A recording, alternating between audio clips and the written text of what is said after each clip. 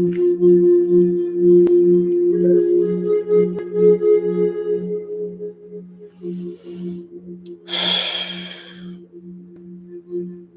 on now, TikTok, stop playing with your boy. Let me go live. Let me go live. We in the building, doing our thing, making go a bang, chicka chicka plow. We doing it now, like wow. We on the crowd. Sound. No.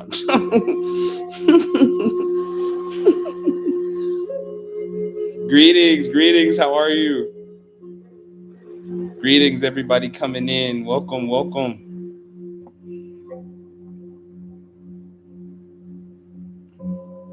Welcome, welcome, welcome. How's everybody doing? Greetings, greetings.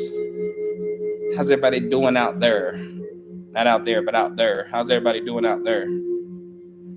I'm wonderful. I'm wonderful. Focused. Focused and passionate. Focused and passionate. Greetings, greetings. Greetings, Yasmin. Look. Everybody coming on in.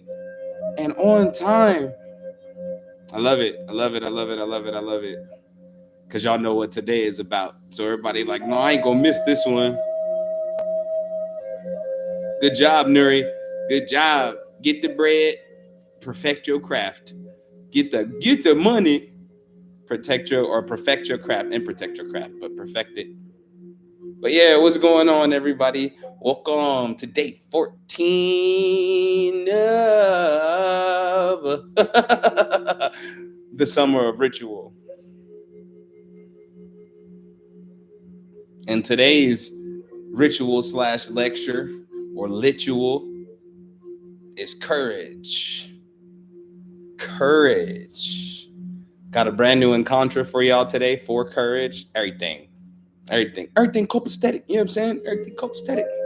I feel amazing today. Like, I don't know who else feels like they're going through a transformation, but this one for me has been really good. Hola, ¿cómo estás? It's been really good for me. You know what I'm saying? Like, even through every challenge, it's been amazing. Like, even every challenge has been amazing. You know what I'm saying? Like, and I'm answering it all with love. That's rare. I never do that. Greetings, goddess. I never, ever, ever, ever do that. Be answering stuff with love. Like, well, I still love me through it.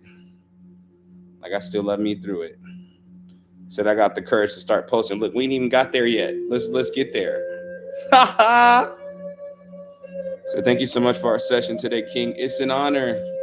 It's an honor. Y'all better jump on them sessions. But I'll remind y'all later. So yeah, today is day 14, and today is courage. Courage. We're gonna talk about courage.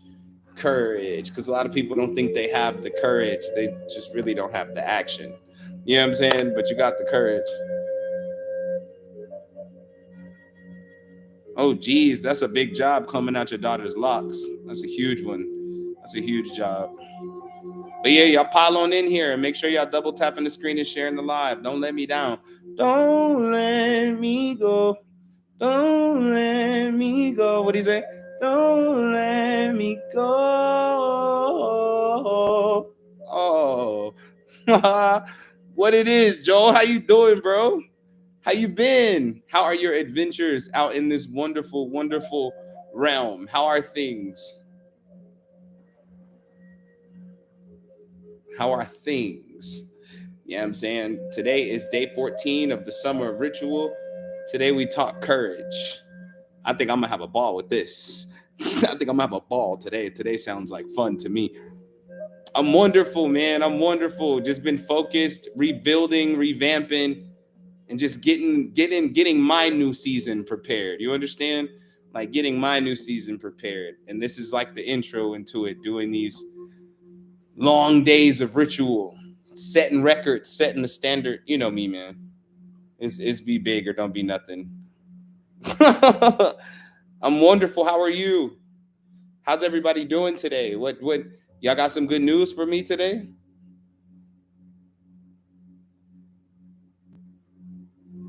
Like y'all got good news for me today? Who had some good things happened to them? How many good things can you count that has happened to you today? Today, just today. How many good things, great things, wonderful things, powerful things, peaceful things. Greetings, beautiful. And I got your text, but you know what time I go live. So I said I had an amazing session with you. Ashe. You know what I'm saying? Ashe. Said life is good and life is only getting better. You better talk that. You better talk that. So I was less mad today. And I call that progress. I call that progress. I call that what they say, that's growth. Said I woke up on this side of the dirt. Beautiful. I woke up feeling sure today, like I usually do. I woke up feeling sure, feeling amazing. And the one thing I'm proud or happy about for today and grateful for is the fact that my procrastinating mindset isn't loud enough to reach me anymore. That's my good news. Like it ain't loud enough to reach me anymore. Like I'm in that area now in my life where I'm setting the tone, I'm setting the pace. Like I'm setting the pace.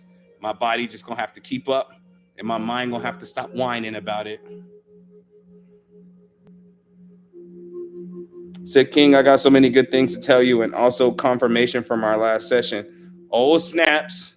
Oh snaps. When you getting another? Look, when are you getting another? Hey now, how are you? Good afternoon. So I woke up tired. Did you stretch today?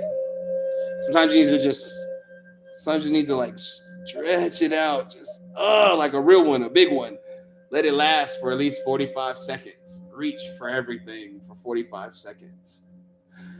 Don't let it in. Don't let it in. Make the good feeling last. You gotta just reach. You just gotta let it, you gotta let that good feeling last. You gotta let it encapsulate you. You know what I'm saying? You gotta let it cover all over you. Big stretch.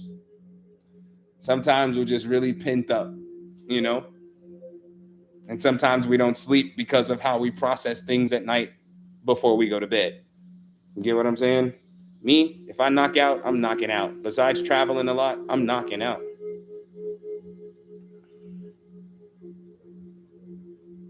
Where'd you send your review to? Said it's okay, going to stretch. Yes, do that. Said I need to remember dreams and conjure. Dream. I remember my dream. No matter how much I recall what I seen, I recall what I felt, I recall what I heard, I remember it all, I recall every word. I'll be forgetting that one. But I got you. I be forgetting that one. Wow, that was amongst the list of the very first ones. Like that was amongst the list of the very first ones. It's very hard for me to remember that. That's what you got to do, Reg. I'm proud of you. It ain't about qualifications. It's about making your energy the standard. So even rooms they claimed you wasn't qualified to be in, they're inviting you into them rooms first. Feel me. Okay, I'll check the email. I haven't checked my email today. I had a ton of work to do today, so I ain't been in my email at all. Not today. But I will check it though, because I gotta check it so I can get these screenshots of these reviews so that I can start posting them online. So people don't think I do anything. They're like, "What do you do?" I'll be like, "A lot, like a lot, like too much sometimes." I do a lot. But yeah, welcome everybody to day 14th of the summer of ritual. Today's ritual is courage. Brand new courage in Contra coming out today. Also flying out the cave. Boom. We're going to get into talking about what courage really is. And I'll give you a simple definition just to go ahead and get us started. So those that are in here already, welcome in here. Those that will come in, they'll just catch on as we progress, because I got to keep myself on a good time too, where I'm not just going overboard, or these days will not last. So if you ain't here, make sure you double tap the screen. Make sure you share the live with some people too. Don't be stingy. You know what I'm saying? Don't be, not stingy, but stingy. Don't be stingy. Let them have it. Let them have it. But courage is the ability to do in spite of. in spite of what you ask, in spite of all of your fears, in spite of all of your worries, in spite of all of your insecurities, in spite of the fact that you tried a bunch of things in the past and they never worked out, in spite of all of that, you have to have courage. Because sometimes what we've dealt with in our lives seems to control the compass that we follow, or what we call a life path. We follow this compass, but this compass is not leading us to our greatest life. It's leading us to a repeat because it's trying to pull something out of you. So you have to separate the things inside of you that need to heal and the things inside of you that need to be revealed, so that it's not causing this confusing mess inside of you. You know what I'm saying? And courage comes in so that you can apply some pressure to your own growth. I know a lot of people believe that life is just supposed to be this easy thing where we wake up, we do whatever we want, however long we want, whenever we want, wherever we want. You know what I'm saying? Like, people think that that's what it's about, but that's not what life is about. That's what being stagnant is about. Growth is calling you more often than not. It's some of you just don't have the courage to actually step into your growth because you're afraid of what you're going to lose in the process of being courageous. Some people don't want to be too loud because they don't want to hurt people's feelings. Some people don't want to be too, confident because they don't want to hurt people's feelings. Some people don't want to live out their dreams because the people connected to them didn't live out their dreams. You know what I'm saying? All of these kinds of things are because of a lack of courage. And courage is the one thing that will put you in the position to get everything that you desire, but you got to have enough courage to actually push through. Nothing comes without a storm, and the storm is not always you getting beat down and your life is destroyed. No, the storm in my sense means that the washing away of everything that is not you, so the real you can be revealed, so you can have what it is that you desire. Yeah, get what I'm saying? Courage causes you to leap when you were afraid to move at all. Courage causes you to speak when you were afraid to speak at all. Courage causes you to do things that you never thought you'd ever do before. But you can't be afraid of courage. You see, people are not necessarily afraid of the next steps in their life. They're afraid of their own courage. And insecurity taps in with you when you believe your courage isn't powerful or potent enough. You'd be like, oh, I don't think I really have the courage for this, when all along you're just avoiding courage itself. Because courage states because of your actions, you have to. Oh, well, I don't want to take a leap and move out of my city. Courage says you have to. You have to learn to listen to courage. I treat courage like a spirit. What's next? What haven't I done that I can do that will really shake the foundation of who I thought I was to turn me into who I really am? You know what I'm saying? Courage calls out to each and every one of us, but it is up to us to answer the call of courage and walk in courage. Whatever it is that you're seeking in life, you have to learn to act on it, but you're going to need a little bit of courage, a lot of bit of courage. Hell, you're going to need an overflow of courage. There will never come a time where you don't need courage. Love, you need courage. Money or business, you need courage. Healing, you need courage. Spiritual upgrades, you need courage. You know what I'm saying? Difficult conversations, you need courage. Respectful goodbyes, you need courage. You do nothing without courage. So for those of you who don't think you're strong enough to make the changes you've been thinking to make in your life, you're doing yourself a disservice by lying to you like that. You said, are encourage the same thing? No, encouragement is more like a compliment into what it is that you're building for yourself. Courage gives you the action. You know what I'm saying? Encouragement can come from you talking to yourself, telling yourself that you can, or it can come from outside of you, somebody else telling you that you can. That's encouragement. But courage itself gives you the power to actually act on the things that you desire and all of those things, that beautiful, wonderful things that people see in you. You know what I'm saying? Thank you for subscribing. All those beautiful things that people see in you. Courage gives you the ability to actually act on it, to actually act it out, to actually put it into play. Because what's lacking in the world with a lot of people right now is that they're not putting nothing into play. They're not putting nothing into play. It's just a bunch of people sitting around at home all day, every day with the same ideas looping in their heads over and over again. I want to do this or I want to do that. I should try this and I should try that. Greetings, beautiful greetings. I should get in here and I should get in that. And you're telling yourself what you should do and you're not doing it because you're not using courage to the fullest of its extent. You have to be able to use your courage because you do have courage.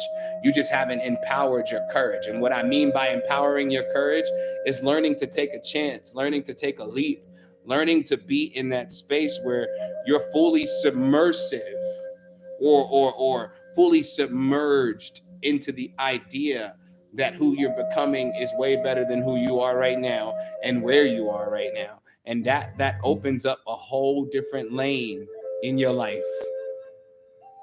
But like I said, a lot of people don't empower their courage.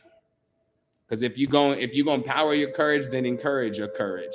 When you tell yourself you can, make sure you get up and do it. When you tell yourself you should, get up and do it. When you say I want to, get up and do it so you can prove to yourself that you can. Because if you don't do that, you end up falling back on everything that you desire while you try to assist everybody else in getting the desires of their heart. And it's an unhealthy type of connection that you have with them because you only have courage when you're giving it away to some other people. So for those on you here, be like, yeah, you can. Yes, you can. You can do it, but you don't say that to yourself. Oh, well, here, I'll help you out with this, but you don't do that for yourself. Here, like some of y'all literally do people so dirty sometimes. I'm like, oh man, girl, I'm gonna help you lose weight. We can go jogging together. Nah, you don't have enough courage to go jogging, but you're gonna encourage her to jog. You know what I'm saying? Although you know you need to jog. Or girl, start that business, and you know you need to start your business. When are you going to find the courage, dig deep into the depths of yourself, and pull out that most amazing self without worrying about what the world is going to think about what you bring to the table? Hmm?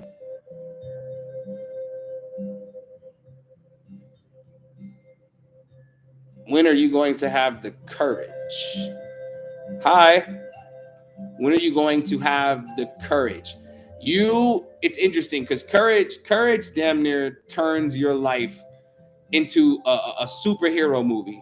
And the reason why I say that, because I love sharing my own testimony when I say this, because it took a lot of courage. And anything that I'm going to do, I'm going to do it big. So I told y'all the first time I was ever on a plane was in 2017, right? Remember, I told y'all that.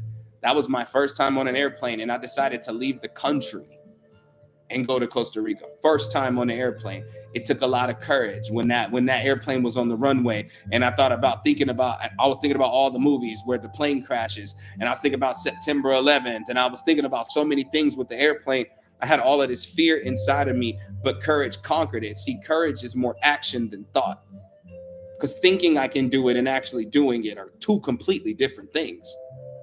And so while I'm on the plane, I'm buckled up. The plane is shaking as it's rolling down the runway. The guy next to me, he's like, everything's going to be okay. He's like, everything's going to be okay, i.e., encouragement. But it doesn't matter because if I panic, I'm going to do something to make everybody deplane because I'm up out of here. I can't take this. My heart rate is up. I'm scared. When we got in the air, other fears came up. I'm telling y'all this for a reason because I never broke it down like this before. When we got in the air, other fears came up. I'm like, okay, look, we off the ground now. If something happened in the air, we going. I was like, this is not good. I said, if they made us jump out the plane with parachutes, I probably wouldn't be able to do that. Like, I'm scared of heights. I was like, what? I had to address all of these fears, and it took a lot of courage to address it. See, the action will conquer the fear, and the action will cause you to just do it. Sometimes you put yourselves in sticky situations you don't even want to be in as soon as you arrive. You'd be like, I don't even want to be here, but you know it's for your good, so you stick around. That's how you just do it. You learn to deal with it. You learn to sit with it because it was a choice you made. It took courage to make a choice. So allow that choice to bless your life in that moment, to get you or to give you what you thought you wanted out of it. Because I didn't know how I was going to feel. But then I landed in Costa Rica.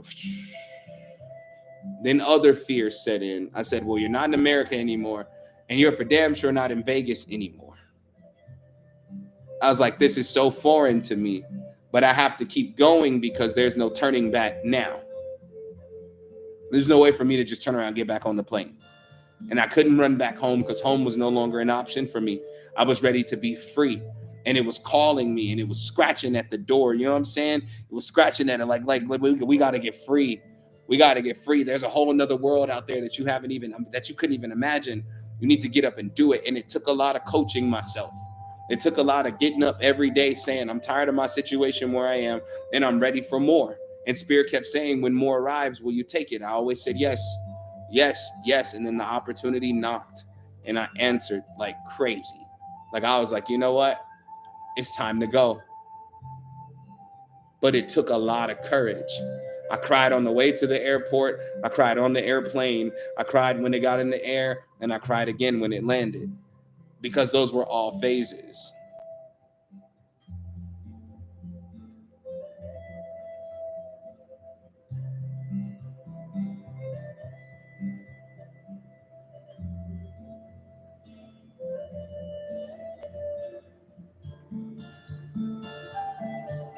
I know you get a life jacket, but I'm saying, what if it was like a private jet? I totally get a parachute. I would totes get a parachute, okay? You said, how many times have I flown since? Lots. That's how I got here to Dallas. After I left Costa Rica, I went back to Vegas. I left Vegas, went to Houston, went from Houston to Atlanta, to Arkansas, to New Orleans, back to Vegas, to Mexico, and now here in Dallas.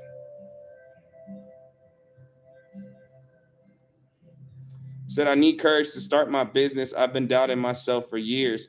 What's really holding you back from starting your business? Nope, I don't think the same anymore. I don't have the same fears I used to have. But it took a lot of courage to cure that. Like a lot. It took a lot because, people act stupid regardless. Anything can happen anywhere. I'm aware of that. And because of that, I always have a side of caution. But I learned the difference between fear and caution. Caution or being apprehensive about something is just standing back and watching to see what the results are going to be. Fear is hoping that the results are going to be terrible to prove yourself right. And it's hardly ever like that. You know what I'm saying? Life is hardly ever as you feared, or sometimes it's worse than what you feared because you underestimated. But then that's a whole nother thing altogether. But courage helps you get through all of that, all of your changes. Said the fact that I would have to leave my corporate job and my business not succeed. If you live in that state, knowing that you really do truly want to start your business, then you're living in a reality of perpetual struggle or in poverty or an impoverished mindset where you're thinking you're not going to be successful. So that's just saying your job is your excuse. And when you get tired of your excuses, you're going to quit. You're going to be like, man, this is holding me back. It's not that it's holding you back. You're holding you back because you're afraid of failure. But you can't, like I tell you all the time, you can't fail something you're not trying to do. And so you got to get up and you got to give it your best. You don't have to quit your job right away for your business. You don't got to. Said, oh my gosh, my convo with King last night was amazing. Y'all really need to get that work and book own God in them, own Buddha. You know what I'm saying? Own everything, get your sessions. And I can help you out with the planning for your business too, with a business inspiration session. Same price as the coaching call, which is only $65 right now. It's on on sale right now. So get it. Yep, and India just had her reading today. Or should I say her session? I don't want to call it just a reading. Because people are like, I want a reading. Like, back it up. Back it up. I told you I've been working though. That's crazy though, to get on to do a session and then go live, or to get off live and do a session. People are like, you're crazy. I'm like, nah, I just have courage. I have a whole lot of courage. I have to understand that if I never test my limit, I'll never become limitless. You understand? The nature of being limitless It's simply applying yourself to this motion or this movement that regardless of what comes up, nothing stops.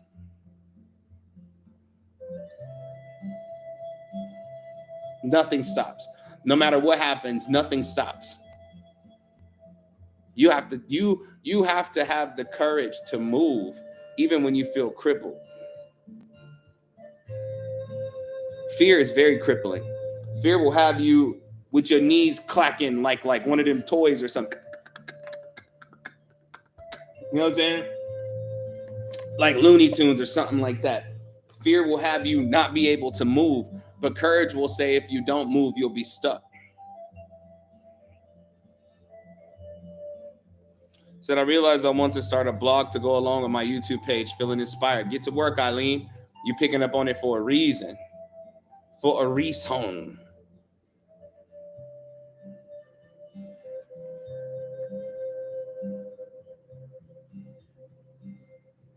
Let me ask y'all this. Because I want y'all, as long as I'm doing this summer ritual, I need y'all to be immersive in this experience. What are you afraid of right now? Let's talk courageous progress. What are you afraid of right now in your life? I mean, right now. Like right now in this moment. Because as we're talking about courage, you're more than likely thinking of all the things you don't have the courage to do. You're just sitting there thinking, I don't think I can do that. Well, I definitely can't do that. I definitely think you can. Greetings. Failure. How failure come up? 3 times. 3 of them? Said not having enough money to pay bills. Y'all know I'm finna address some of these, so just prepare yourself. Hold your britches tight. You said rejection. Rejection from where? Rejection from where? Said I won't fulfill my purpose. You'll never fulfill it if you don't move.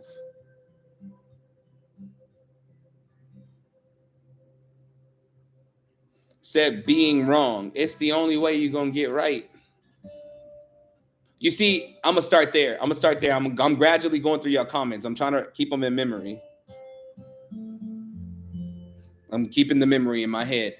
But because it's so crazy how these are flying in. You will not fulfill your purpose. You will fail others in the process of not fulfilling your purpose. I'm just putting 2 together, right? Because you're failing, you thinking you don't want to fail others should actually motivate you to move. But that's an issue of self-worth. It has nothing to do with anything external. It has absolutely nothing to do with anything external, and I'm gonna explain why. Because if I have to use myself as an example, okay? If I was afraid to fail people, but I had nothing in my arsenal that said I was a failure, the truth is what I'm really saying is I hope that I'm good enough for other people. Which means you deal with the issue of not feeling good enough to yourself. Where you don't feel like what you really bring to the table of life or consciousness is not worth it. You like, oh, it ain't gonna be worth it. I have those thoughts sometimes too. I'm not judging you for having those thoughts. I have those thoughts about Orun Technologies often. I'm like, who's gonna want to train on energy with me? There's so many different modalities out there, and those modalities have been air quoted, mastered. So I'm like, what am I really gonna bring to the table? I'm just gonna let people down. But then courage says, how can you let people down when you understand how everything you're bringing to the table is unique, it's beautiful, it's different, it's never been seen. So you have to allow yourself to be that beautiful all the time. And then I have to sit myself down. And I have to say, I was letting my fear talk. I gave my fear the floor. And my fear spoke. But when I spoke back with action. I'll do it anyway. Because if you never know how it's going to turn out, then you can't say you failed.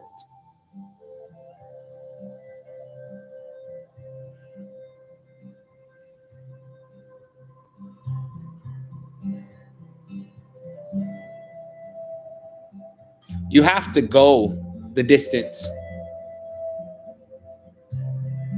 You have to go the distance. You actually have to go see whether you're right about what you're insecure about in your steps. So I feel my knees knocking already. It's up. It's on. Thank you. Thank you. It takes courage to find out the truth, because you don't want to be like, oh, I'm a really honest person, but you've been lying to yourself this whole time. See, most people think lying to yourself means, you overboard with it. Today's session is courage. Most people think you're lying to yourself when you're overboard with it. I'm the greatest. I'm amazing. Ain't nobody better than me. Blase, blase. Oh, you're lying to yourself when you say that. No, sometimes you lie to yourself when you tell yourself you can't.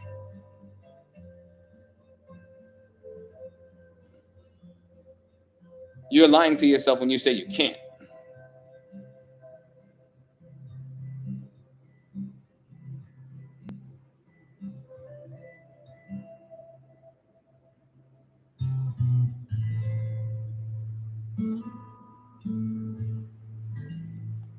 How do you know what you can't do if you haven't tried to do what you think you can't do?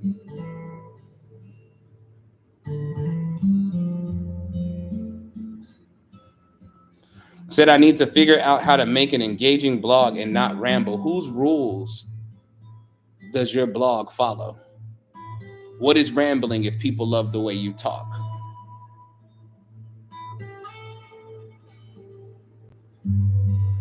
You'll go from being somebody who gives everybody what they want to giving them what they need.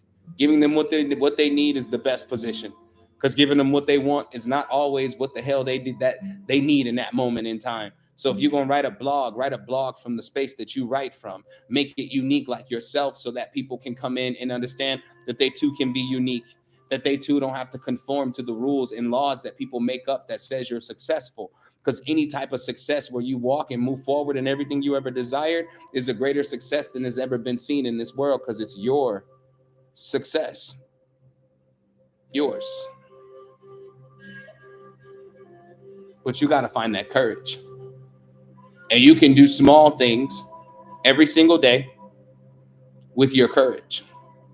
Small things every single day. Like if you have a business and you have a hard time promoting it because you're afraid of how people are going to react, find some random people to just talk to about it. Literally, I don't care where you go. Corner store, grocery store, you at the gas station, you pumping gas, somebody pumping gas.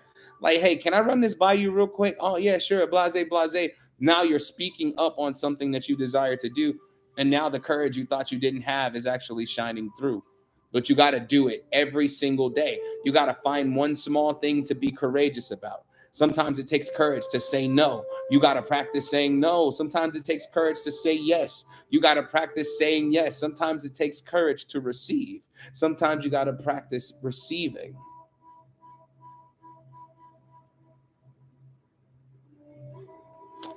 You said, I know it's crazy, but I fear the unknown. That's a natural response to wanting to control the outcome of everything. It's like walking into a dark room and hoping that you'll see what you want to see when they turn the light on. You thought it was a couch and some tables in there, but when you turn the light on, it was just a little tennis ball in the corner of the room. You're like, well, this is not what I thought it was. But there was also nothing to be afraid of in the first place. The only way to get rid of the fear of the unknown is by walking through the unknown, not to the unknown, but walking through the unknown, not attaching yourself to what you see, because what you see can change in an instant. And I do mean in an instant. It just changes. Boom. And you're like, oh, well, here I am at a new unknown.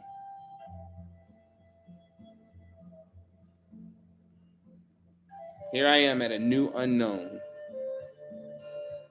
So sometimes I get discouraged because of the turnout. All you can really do, because don't allow yourself to be discouraged for a moment. And I'm going to tell you why. I'm going to tell you why. And this is powerful, because what you should be doing along your road to success is collecting data. Facts. Multidimensional beings are ever changing. What you should be doing along your course to glory is collecting data. This is Sacred Harmony, Native American Flute and Guitar Journey. You'll find it on YouTube. It's on the tube of you. You're supposed to be collecting data. I'll tell you this. I'm not done with you, Vic. I ain't done. You think I'm done? Don't. Okay, thank you. Nothing. I ain't done with you. I'm going to give you an example. When I first started doing this work and I first started holding lectures, right? You're welcome. And I first started holding lectures, right?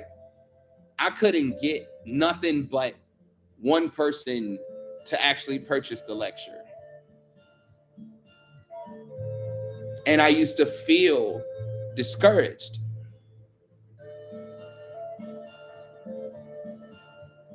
I used to feel discouraged, like, well, I guess I'm not going to be a success and nobody wants to hear me. And then I had to stop myself and ask myself a question.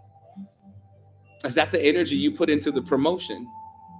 Because you don't believe in yourself, so you expected people not to believe in you also.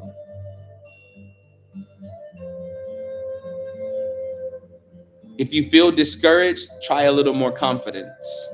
Just add a pinch of confidence to the mix. No matter what it is that you're offering. Say, yeah, that's me. I only have 2 clients. No, you really don't. I need you to understand you got way more than 2 clients. You're measuring who's here in your face, not measuring who they are going to bring to your face. You understand? I used to think like that too when I first started doing this work. I used to think like, man, nobody's coming to me for sessions. Nobody's coming to me for healing work. Nobody's coming to me for shamanic work. Nobody's coming to me to or booking my seminars and my lectures. You know what I'm saying? Oh, no, nobody's coming to me for ritual work. Nobody wants to come talk to me about anything they're dealing with. And that's the attitude that I carried into offering my service.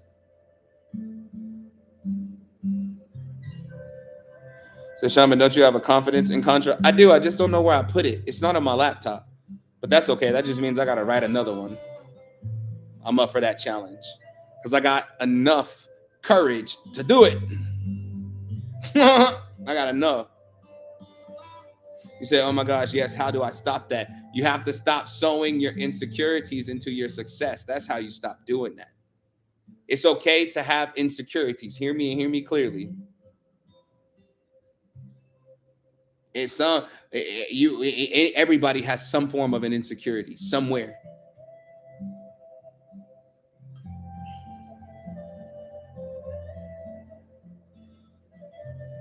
But you have to learn to prove that insecurity wrong by the courage to give effort to what it is that you desire over and over again. It's not about the turnout. How do I say this without sounding cliche, right? It's not about the turnout. It's about the turn up. I'll give you this story too. I like sharing my stories. I got so many, right?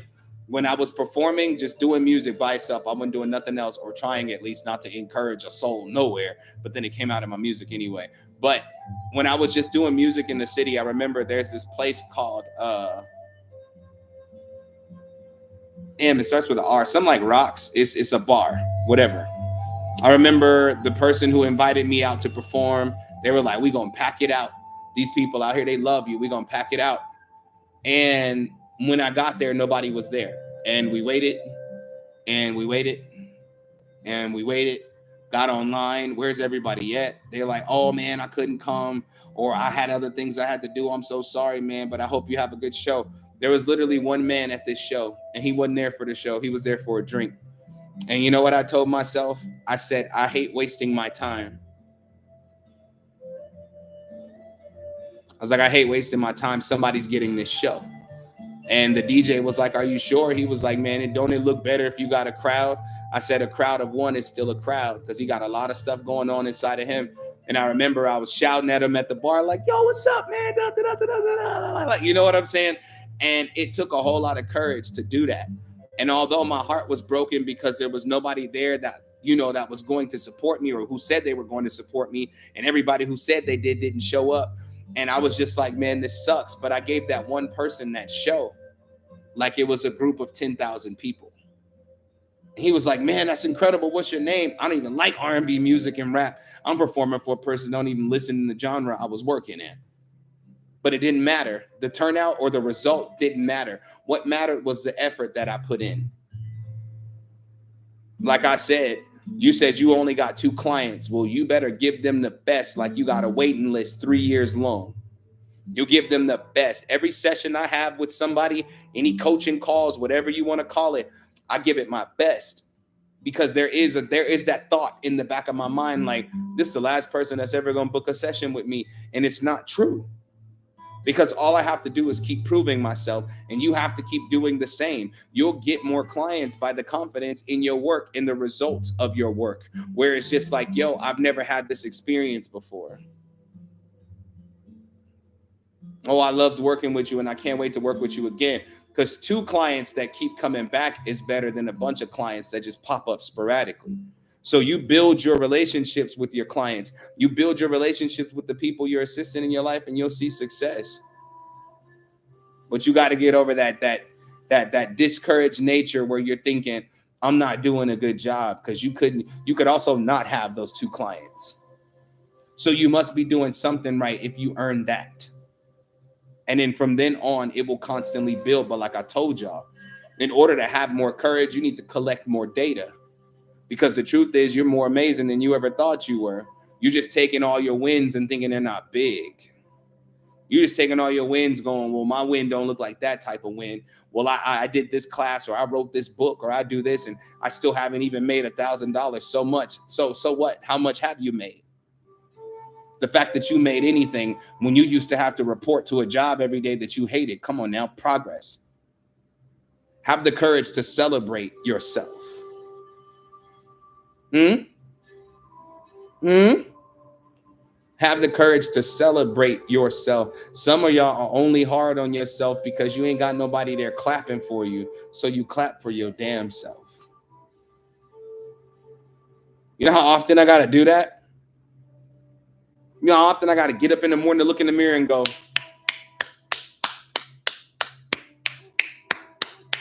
you're doing great. Keep locking the in. You're doing great. Don't trip. Don't trip. You're doing great. When you encourage yourself, it'll help you build up more courage to be more of yourself. But you actually have to try. You actually have to give it some type of effort. You actually have to show up for the desires of your heart in order for them to come into fruition. You can't say, I want to be the greatest dancer in the world, but you don't dance every day. You can't say, I want to be the best singer in the world, but you don't sing every day. You can't say, I want to be the most powerful oracle there ever was, but you ain't in your channel every day. You can't say, I want to get in shape, but you're not in the gym every day. You get what I'm saying? You have to have the courage to follow through on what you desire. It's not always about the challenge of things that you don't want to do. Sometimes it's a challenge for you to do the things you actually want to do. You gotta have a little bit of courage, y'all.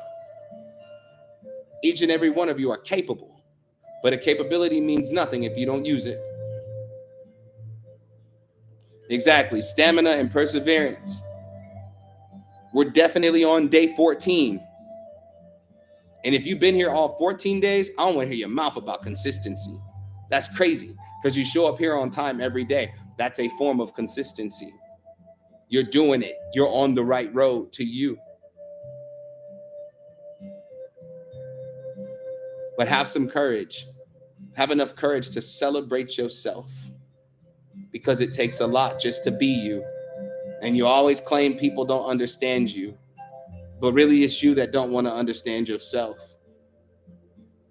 Like you don't know what you're actually capable of, and so you hide from that greatness. You like, oh well, I don't think that I can. That's your problem. You're thinking and you're not doing. That's your problem. You're trying to map it out when you need to try, so you can create a map from it. A destination you ain't never been to don't have a map. Do you understand? There is no, if you were the only person on earth, God dropped you down the street from where you live right now. You ain't never been there before. So no, there's no map for that. So it's going to take courage to map it out, which means you're going to have to get to your destination and come back to where you started many times to make sure your map is correct. And then once you got the map, you got the blueprint, and that's what you bring to other people. Well, this is how I did it. Let's see how we can help you do it. But you have to have the courage to take the trip. Do you understand? So these last 14 days, I felt like I was making progress, but I don't know why not today, or I don't know not today. Why? Why do you feel like that?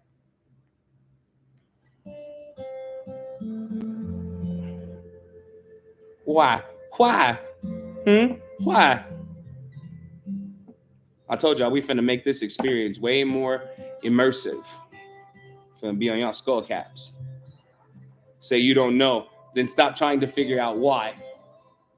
And learn to relax. There's a point in your life when you gotta put up the neutral, where you're in neutral. You're not moving forward, you're not moving backward, but you're sitting still. But you have to be happy in your stillness while other things are rearranging themselves. Exactly. Rest, relax, relax. That's a form of progress. That's a form of progress. Always trying to find something to do when you ain't got nothing to do, or always trying to make sure your day feels as good as possible, doesn't necessarily bring you a good day. Nah, sometimes you got to take it all in and say, man, I've been going quite hard, so I need to have the courage to take care of myself today. I need to have the courage to rest when I really need to. You know what I'm saying? Chill out. If you smoke, smoke you something. You drink, drink you something. Make you something. Get you something good to eat. Bake you something sweet to eat.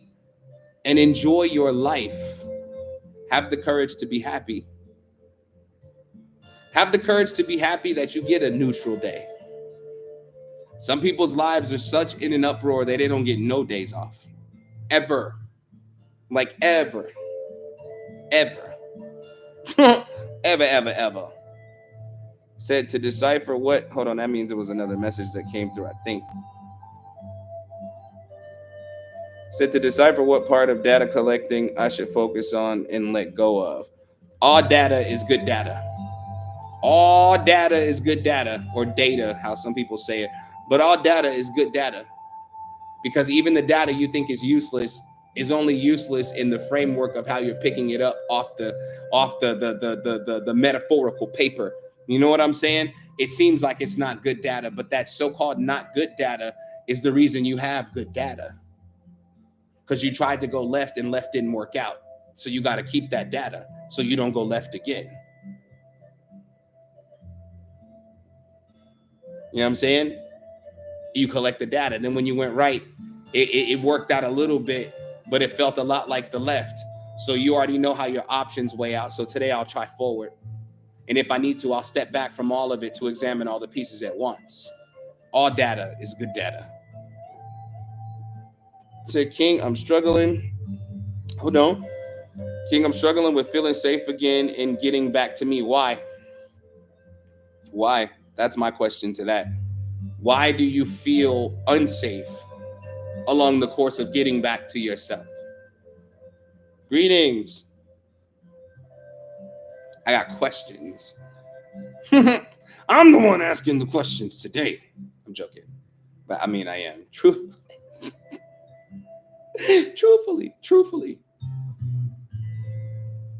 Greetings.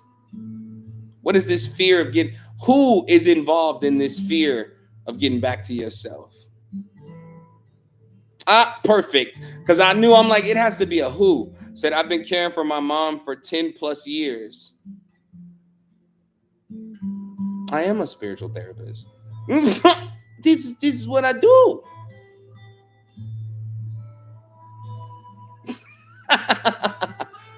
So I've been caring for my mom for 10 plus years. And maybe it's not fear, maybe it's guilt.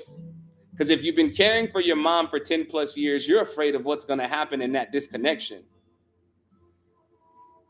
You're like, yo, if I decide to go live my life and something happens to my mom, what now? You get what I'm saying? I love you too. If I decide to go take a trip to go here so I could just enjoy myself, and I leave my mom's side for just a short little while, what's going to happen to her? As if anything that happens to her is actually on your plate. Just because you take care of her doesn't mean you're the only one who's capable of taking care of her. There are always options. We don't want to take the options because we always consider how other people feel before we consider how we feel about what we're thinking about changing in the first place. Exactly. The courage to let some people go. If your mom is an elder and you know she in a walker, or she's not as mobile as she used to be and she can't really take care of herself, get the bread up and get the nurse. Get that in-home care so you can go care about yourself. Because you can't stop living because the pace has slowed down of somebody that you love. You get what I'm saying? Like Harry Potter, do you know what I mean? Do you know what I mean?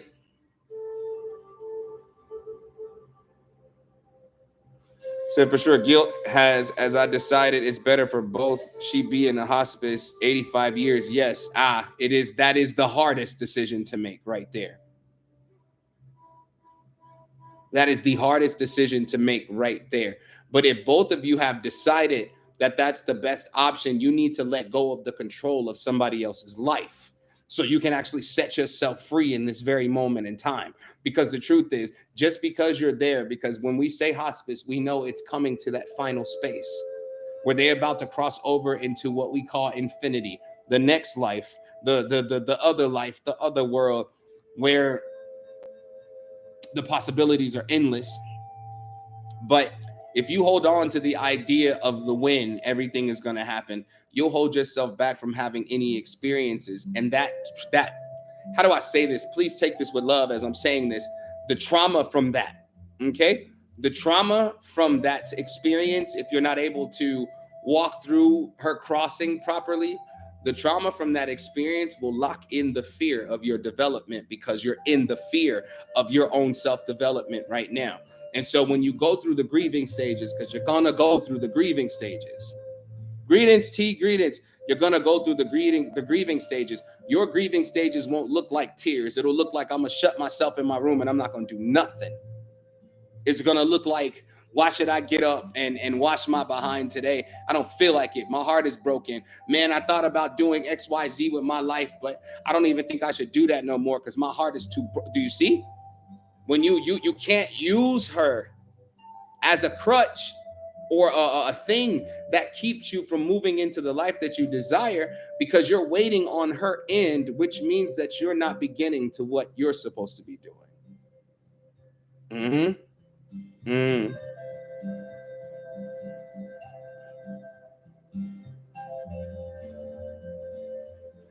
Be courageous. Let this guide you deeper into self. I think most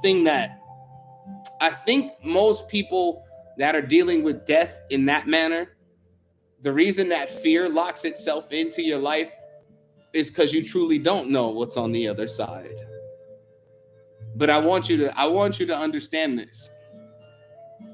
You are allowed to search for that answer so that peace can wash over you a whole lot faster. Nobody can control the time limit of your grieving. But at the same time, you don't have to grieve in a space that keeps you trapped for the rest of your life. You don't have to lose yourself because you're losing out on the physical connection with the person that's crossing over. It's one of those situations where in the face of that adversity, you still have to choose yourself. You still have to choose yourself. Still.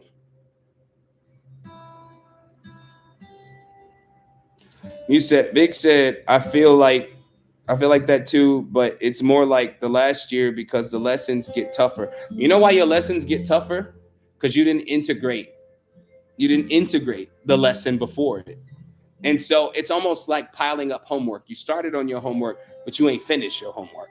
And so another homework assignment comes and you like, man, I didn't even finish the other one, but I'll get to it. Let me get started on this one. And then another homework assignment comes and you go, man, I ain't even finished it, but you know what? This ain't. I'll be able to get through it and stack. And now you stuck because you like, I don't know what the heck to do with myself now. You know what I'm saying? I don't know what to do with myself now. Like this don't make no sense. I can't take anymore. If you can't take any more of all of the tests or the lessons that happen in your life, start actually integrating what you're learning, which means that comes through your actions and your steps. Exactly. That's why I need to collect all the data, not just the positive. Exactly. But you actually have to integrate your lessons, okay? And if you don't know what I mean by integrate, I mean, what did you learn from the last lesson? And why haven't you put that into play in your life? If your last lesson said, don't trust people with mullets, why you keep calling people with mullets? If your last lesson said, stop overexerting yourself in spaces where you don't matter and people don't know your worth, why did you go get that job? Oh, because I had bills. The bills weren't part of your test. They became a part of your test when you used as an excuse to not integrate a lesson you've already learned.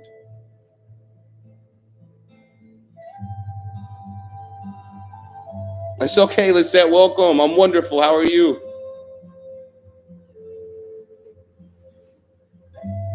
But I'm not coming down on your head, okay, Vic? Because we do this. We all do this. We all do this. Life be lifing sometimes, like people say now. Life be lifing. Life definitely be lifing. And when things happen that are not in your control, it is up to you. How you respond to that is how that reality will respond to you. If you rage against what you can't control, it starts becoming way stronger than you because you're exerting all your energy by trying to fight something you have no control over. If you can't control over it, you let it do what it do, but you don't have to be in the presence while it's doing it or in its presence while it's doing it. When things are changing in your life, it's like watching a butterfly come out of a cocoon. You know what I'm saying? You want to sit there and watch it.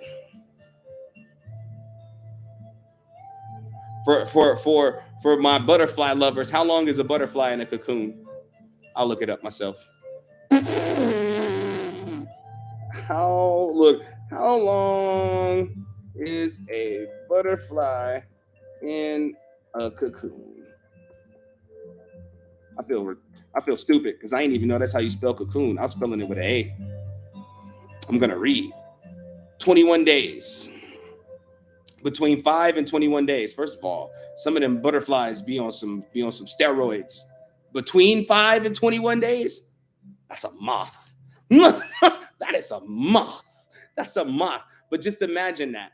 Just imagine that. You're looking at the things that are going wrong in your life right now, and you're watching it in the cocoon stage, as if that it's impressive to watch something do nothing. You don't know what's going on in there, but you're so invested in the process and how it's going to turn out when it comes out of the cocoon that you forget you're in yours. Because if your situation, because some of that, I'm comparing it to butterflies because some of your situations feel like a cocoon right now. And you don't know what's going on inside the cocoon, but you know that your evolution is the outcome of the cocoon. And so you're like, man, how long do I have to wait in this? How much longer do I have to go through this? You don't have to go through it any longer if you integrate the lesson this time. But most of you are resisting the lesson. And so a lot more pressure builds up in the situation because you keep having to be reminded about what you know better than. And if you got to keep being reminded, each reminder has to get hard. And I hate to use this analogy, but I mean, I got my butt whooped when I was growing up. So one time, don't drink my soda in the refrigerator. Don't drink my soda. And so you go drink the soda. I'll go drink the soda. I ain't get the lesson. Who drank my soda? It was me. Didn't I tell you not to drink my soda? I did. You did, and I'm sorry. Okay. If you do it one more time, we're going to have a problem. Okay. Couple weeks pass. The lesson repeats itself. It's a cactus cooler in the refrigerator. I love cactus coolers, and I still can't find none, and I'm sad about it. I love cactus coolers. It's a cactus cooler in the refrigerator. And I'm like, if she leave that in there for 2 more days, that's on me. And on day 2, when I drink it, it's the day that she wants it. Y'all know how your parents are. The day that I drink it is the day that she wants it. As soon as I drink it, you drank my soda? Calls my father. My father might punch me. Boom. She said, don't touch the soda. Got it. You ain't got to tell me no more. Or so they thought. One day, little bit of money came in. She bought mad cactus cooler. Who drank a cactus cooler? Oh, shit, bro. This can't be life, fam. Like I thought extra. I'm explaining this analogy for a reason. It's a real life story, but it's an analogy. I'm explaining this analogy because when things come in your life and they repeat themselves, they never repeat themselves the same. The test gets a little more difficult when you don't integrate the lesson. Now I can't even eat dinner with the family. My dad done made something real delicious. You know what I gotta eat? A peanut butter sandwich. It's crazy. Punishment's getting way harsh with an ass whooping. It's getting a little harsher, and I'm still not learning. Or should I say I'm still not integrating the lesson? Because common sense says next time my parents give me like $10, go buy my own 12-pack of cactus cooler. And that correlates or that goes into wanting shit that is not mine. You know what I'm saying? Like, we're not even going to go there. It all started when I was 6 years old. It all started when I was 6. Mommy didn't hug me much. I'm kidding. My mom loved the hell out of me. I'm sorry, mom. I'm just cracking jokes. You picking up what I'm putting down. But without integration, the lesson becomes a little more unique. Said at least you got something to eat. Oh no, there was plenty of nights where no dinner for you. But you know what I did when everybody went to sleep at 3 o'clock in the morning? I bet you I was in the refrigerator with my hand and everything I could put my hand in. You understand? But when you don't integrate a lesson, it shows up more hardcore so you can get it. So oftentimes, I'll give you this, Jim, for those of you who believe in magic, energy, and the exchange of energy, all this good stuff, right? If spirit tells you, or your spirit tells you, your intuition tells you, God, source, the creator, the supreme architect, universe, whatever you want to call it, not to go talk to that person anymore. And you go, okay, I won't, but then you do. You gradually start losing the things that cause you to take your focus away from the lesson. The reason why it's always money is because you use money as a distraction to not integrate your lessons. Where it's just like, okay, well, I'll heal later because at least I'm making money. Halt! You go into work, your boss is like, I'm sorry, we're gonna have to let you go. And then you go, well, why does this have to happen to me? What did I do to deserve this? You earned the lesson, you just didn't integrate the lesson because you went and talked to this person that's destroying a whole nother part of your life that you can't even see because you just got hit with a storm.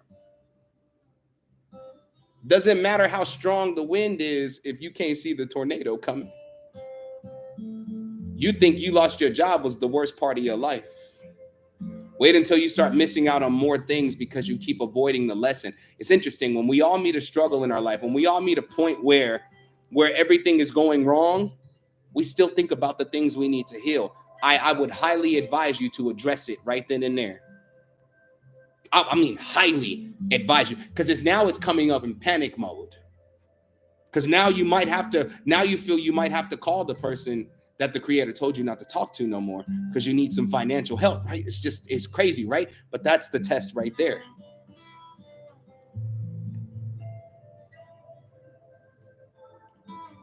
Do y'all see what I'm saying? Do y'all see how that's the test? Because the truth is, the things that you're avoiding healing and the things that you know you need to do that are good for you, they're always going to come up when things are going bad. And that's your opportunity to address it and integrate it. But we be too panicked. Like you said, yes, panic mode. We be too panicked to actually understand. You will go, well, it ain't time to heal from that friendship, or it ain't time to really cut that off because right now I really need help. When all you had to do was declare to yourself in that moment that you're going to pay attention to what your intuition said and you're not going to call them. And then ring, ring, ring, ring, ring. A job you didn't even put in an application for calls your phone and they go, hey, we heard about your experience from one of your previous employers and we were wondering if you wanted to come work with us. You go, how much is the pay? First of all, it's double what you were being paid at the job you got fired from. Hear me out. It's double the pay. Double. And not only that, they're gonna give you your first 2 paychecks in advance. Where was your struggle at then? But if you chose option number 1 and chose to do the very thing you were told not to do, you would have missed that phone call. Now, I guarantee you, when jobs call you and they're interested in you, they ain't gonna call you but a couple times before they say you ain't trying to work nowhere.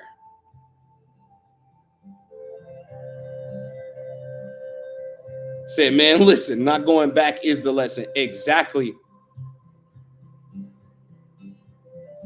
Said, I worked more to avoid anyone and anything and anyone. Well, that means your job is actually the place that's draining you. All of that energy that you have to heal and address the things that need to be addressed, you're expending it in a wasteful space because you're wasting that space. You're using your job to run, which means even your job will eventually run out, or you'll run out on your job. Everything comes to a head when it's ready to be healed. It's going to come up, but will you address it? Will you address it right then? I get it. Most people can't shift and integrate a lesson like that. You know what I'm saying? I'm not saying you have to do it, but you do have to be in preparation to learn from it. And you have to have the courage to make the change. Some decisions y'all need to make in your life gonna feel like it's the hardest thing you ever done. But the hardest thing you'll ever do is moving yourself to a new reality. and staying there and sustaining that new reality. I promise you, that's the challenge. Leaving your old reality, it seems hard because you're used to it. Routine. That's where you've been. But wait till you get to where you're going. Say, yeah, the divine be dragging me. Sometimes I don't even know the lesson. Sometimes it's not a lesson. Sometimes it's, and hear me out. I'm gonna set somebody free with this one. Sometimes it's not a lesson. Sometimes it's just simply a shift. And what's interesting is if you can stay still long enough, and I don't mean literally like, no, but if you can stay still long enough and steadfast long enough, you'll see that your reality will move around you. It will move around you. You'll be like, oh, I was tripping about what was going on with XYZ, and it replaced itself. Hands off. Whatever happens, happens. I have the courage to take the leap no matter what happens. You got to learn when to put your hands up and surrender to your reality, the one you truly desire. Thank you.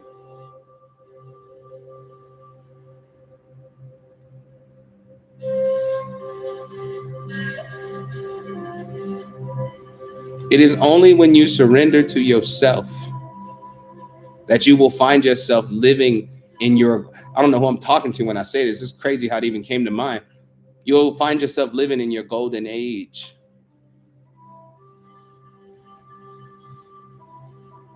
Where everything just seems to work out for your good. Where that affirmation, everything always works out for my good. Where that affirmation comes to life is what you'll experience when you surrender to yourself and stop being afraid of what you have to lose in the process of finding all that you are. Have some courage, because anything that's removed from you couldn't go where you're going. That's why it was removed. Said I'm more than deserve my new reality. Is that in what way? See, reality is very fickle too, and it's fluid. I want you to know that every time you close your eyes and you open your eyes, that's a whole new reality. In a moment, reality can change. It can shift. Y'all know this, but the only way y'all do know it is through emergency. Great things can happen in the blink of an eye also. Learn to not only believe in the possibilities. I just saw a huge white orb. Ashe. Learn not to only believe in the possibilities, but believe in the facts. The fact is, as many bad things can happen in your life, as many good things can happen in your life. And you've been on the side where you're looking for all the bad stuff that could happen. Maybe you should just switch over to the reality where all of the good stuff is happening. But it's required that you lose some of the bad stuff. And if you play with the bad reality, it's required that you lose some of the good stuff. Y'all like playing in duality. This is what it means to play with duality. There's an even exchange. For everything you gain, you got to gain that. You got to lose equal. But what's interesting is that transaction, the price of that transaction is quoted by you. See, sometimes you get over emotional so you can pay for something. I'm finna give you the work. Look, my shoulder's moving. I'm finna give you the work. Sometimes you get over emotional so you can pay the transaction for the change that you desire, because all you got left in your tank is some tears. And it's got to be the biggest cry that you've ever given in order to exchange for the life you want. Sometimes you feel overwhelmed because it's time to make a payment on the reality that you desire. And you're going to sacrifice it with your emotions or your over emotional senses. Yeah, I'm talking magic.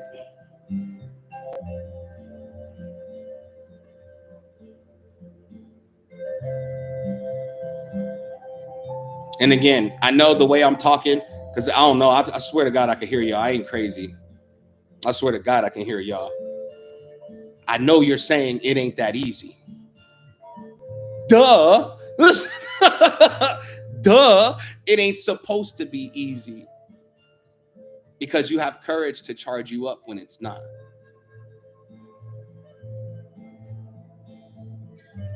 Said, man, my example, right? My income went up so much that I no longer qualify for EBT. Aha. But there's beauty in that.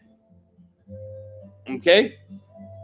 There's beauty in that. Again, welcome everybody to day 14 of the Summer of Ritual. Today we're talking courage. These are donation-based rituals/lituals. So if you want, please send your donation there. As I don't really work for free, I'm dropping gems like Candy Crush in here right now. Check me out. Think about the improvement. You're thinking about what you lost and you're not focusing on your gain. I understand sometimes your work paycheck ain't enough, so you need a little extra so you can purchase food. You know what I'm saying?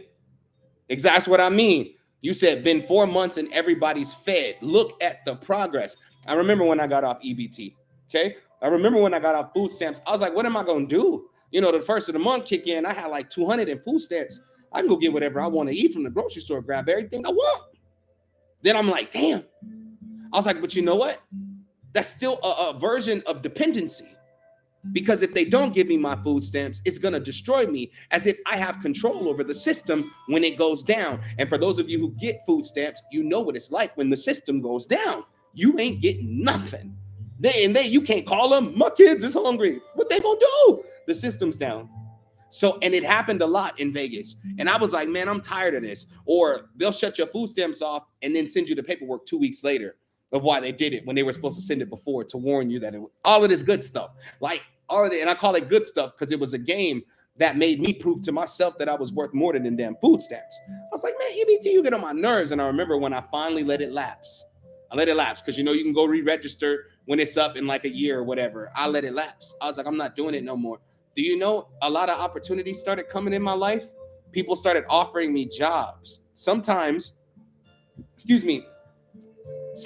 this space that you, and I don't know who I'm finna set free right now, but you better take this, sachet. Sometimes that space you set in your life for stability is the very thing that's making you unstable, because you're trying to play it safe all the time. Shay, I'm glad the baby's getting out the hospital. Kiss her on her forehead for me and tell her I wish her the greatest life ever.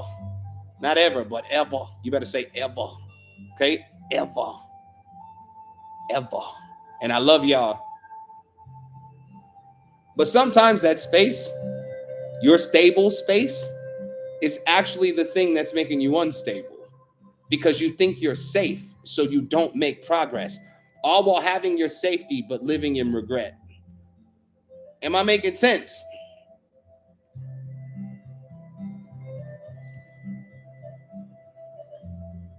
Some of these systems that y'all use to help y'all are really systems of control. So let's say you got 4 or 5 kids, right? Or 4 or 5 children. People hate when you say kids, but you know exactly what I mean.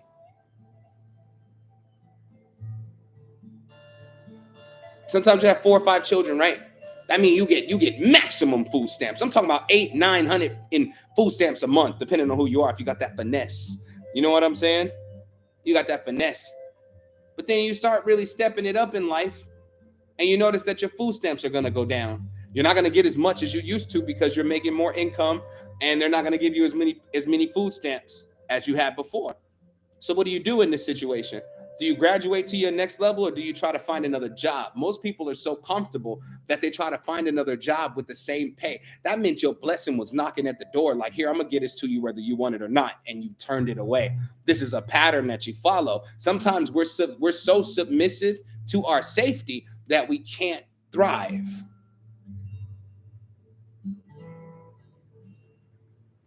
We cannot thrive because we're so cool with our safety. And a lot of us have become so tired from life that we've become lazy in the face of challenges. Because it's going to challenge you at first. Oh man, my heart was hurting. My heart was on fire when I had to go to the grocery store and pay for food with money. You know how mad I was? Do you know how mad I was? Let me tell you something. I was heated. That's right, just like that. I was heated. I was like, man. I was like, now I gotta budget. Regret. Hear me out. I was regretting it. I was like, now I gotta budget my money instead of saying I actually have a budget. It's all good. You made it. That's how you got to say it, Kia. Heated. I was heated. But then I thought about it. I was like, I actually get to budget. And then I noticed how the behavior, because listen to me, when your changes come, your atmosphere has to change. You can't be a new you in the same old atmosphere. For my religious folks that's watching right now, that's word to y'all. Why do you think you're supposed to be in the world but not of the world? You know what I'm saying? Not I mean, you know what I'm saying? Not in the world. Whatever. You know what I'm saying? Why do you think it's like that? Because every time God changes your heart, you got to change your atmosphere, because you're going to outgrow your atmosphere but be stuck acting like you didn't grow. Now, who's the liar?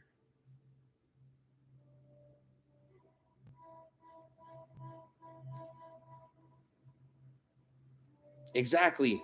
I had money to budget. I had a budget. This was epic. But what I noticed is this. I didn't notice this until it was probably a month or two in after not having them. I noticed how the conversations were different.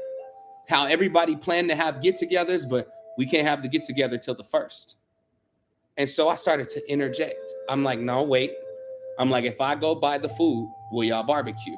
Me and my family started having more barbecues simply because one or two of us got off food stamps. So we were able to celebrate more. See, when you're dependent upon something too much, or when you're clinging to safety too much, it takes a little bit of your happiness away, because it controls when you can be happy. Like some of y'all not happy until you get your paycheck. That job is controlling your happiness. Some of y'all are not happy with your life or with your day until a certain person calls you. That person is controlling your happiness. Hmm. Oh, Patricia, I didn't even see what you said. I got to scroll up to see a comment. I'm sorry. You know, I'm in my bag, and I don't really slow down when I'm in there. Because when I'm in my bag, I be bagging. Hold on, I'm going up. Said King, she loved and smiled so big once she heard her song made for her only. If y'all don't know, Patricia's grandbaby was in the NICU, and she had me make the Encontra to help, boost the baby's health and get the baby up out of there. That's what she's talking about. And it was my pleasure. But seriously, a lot of y'all are at the gate of change, but do you have the courage to do the full change? The full one. You got to do the full thing. You can't keep going partly there. You can't keep going halfway. You can't be sometimey with the desires of your heart. It's coming up so that you can fix it. It's coming up so that you can change it. It's coming up so you can be better.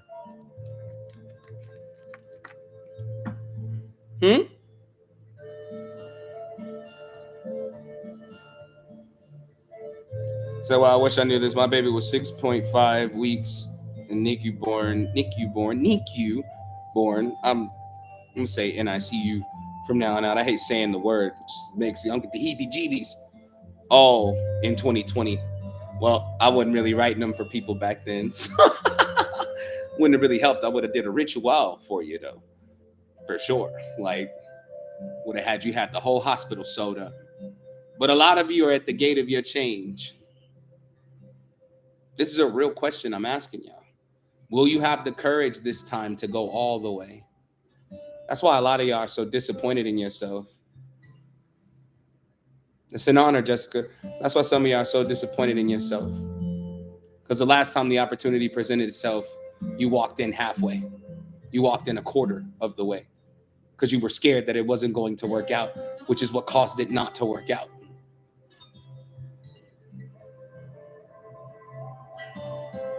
So how do you know if you're at the gate? When you lose control of your life altogether.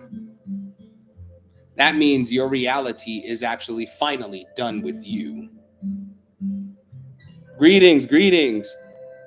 That means your reality is done with you.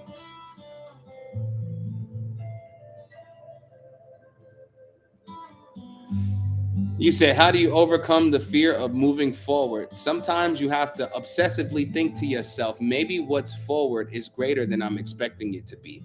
So you can be excited for forward instead of being afraid of what you're going to lose. That's going to be stuck behind you as you move forward.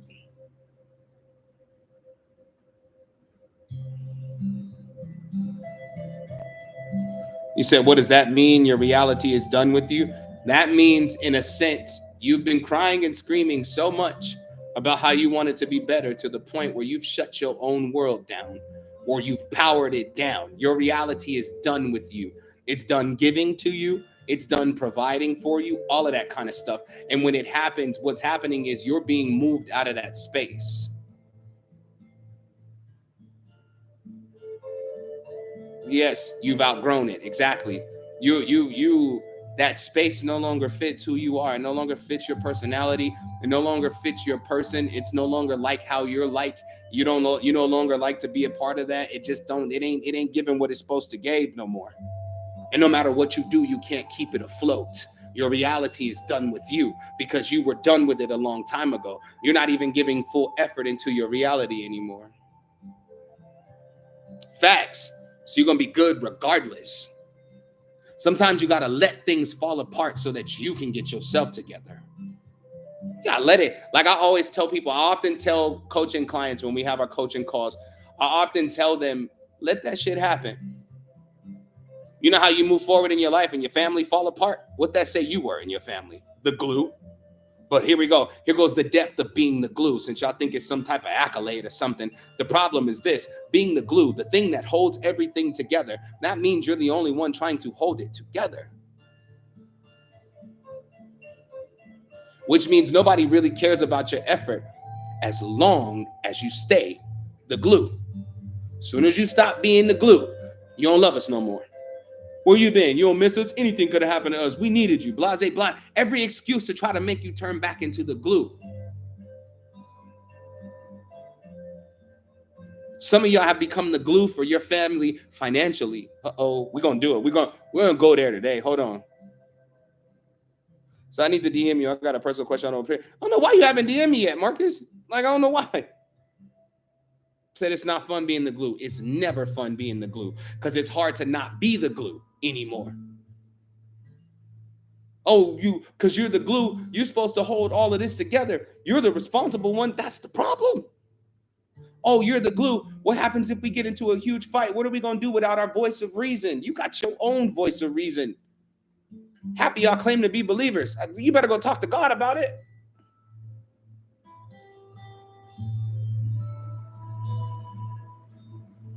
You better go talk to your ancestors about it. Get you some courage. Because I can't keep holding you together while I fall apart. That's the problem. That's the problem. Y'all be falling apart trying to hold everything else together.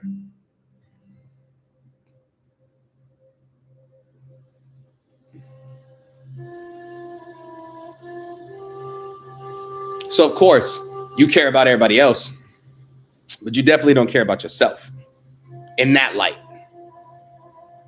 You be falling apart, but you're trying to hold everybody together. Why do ladies? First of all, I gotta talk to the ladies. Sorry, Marcus, because I know you don't say this, bro. And Miguel, I know you don't say this, but women say this often. But they only say it in correlation to relationships and funny things. When they go, I can't. Oh, I'm on y'all skulls today. I love y'all, but I'm on y'all skulls today. I just can't. I can't. But you ain't say that to the overbearing family member who always uses you. You didn't say that to the homegirl who always got drama and that call your phone with the drama, drain your energy, and then she go off into la la land or drama la la land. You know what I'm saying? Like she go off and do her thing and leave you drink. You ain't say I can't to them. You got to have the courage to stand up for yourself in every situation. If I don't have the energy to deal with you today, either I'm going to tell you or I'm going to ignore you completely. But ain't no blowing my phone up. Ain't no guilt tripping me, making me feel guilty because I had to choose myself for a moment when I hardly ever choose myself so I can keep you stable while you choose yourself. Man, hell no. F no. Definitely not. Let it go. Climb up off it, mate. Let it go. It ain't happening at no, it ain't giving what it's supposed to give. And I'm up out of here.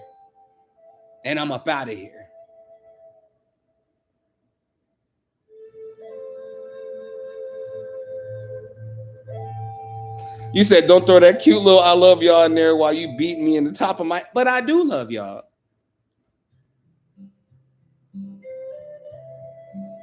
It takes courage to stand up for yourself, but you're gonna have to do it. You're gonna do it, or you're gonna have to do it, or everybody gonna step on you. And you can't go crying to nobody. You can't go cry to nobody. He said, "What's good, King Songtra?" He coined the phrase. Said, "Love you too. No matter how hard you eat us up, I'm gonna eat y'all up every single day until I see your attitude shift from I can't to I already did. I want to be able to hit y'all up and be like, hey, so did you do X, Y? Man, I did that shit a week ago. Woo! I'm gonna run a lap. I'm gonna run a lap. Oh yes, yes. Here's hey, hey, on everything I love. Hold on. Soon as you say, I'm gonna be like, hey, so did you do what you supposed to do when you supposed to do it? Oh man, I did that like 2 weeks ago.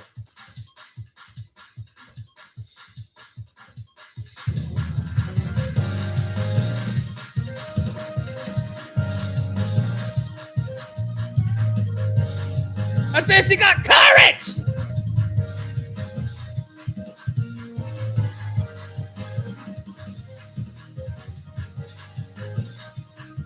On everything I love. On everything I love. I'm gonna run a lap. I'm gonna run a lap. Said she got courage.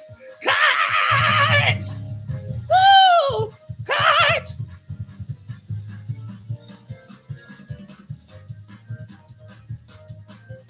Hey, I know my neighbors think I'm psycho. They're like, something's wrong with him. I know my neighbors be praying for me. I could feel it.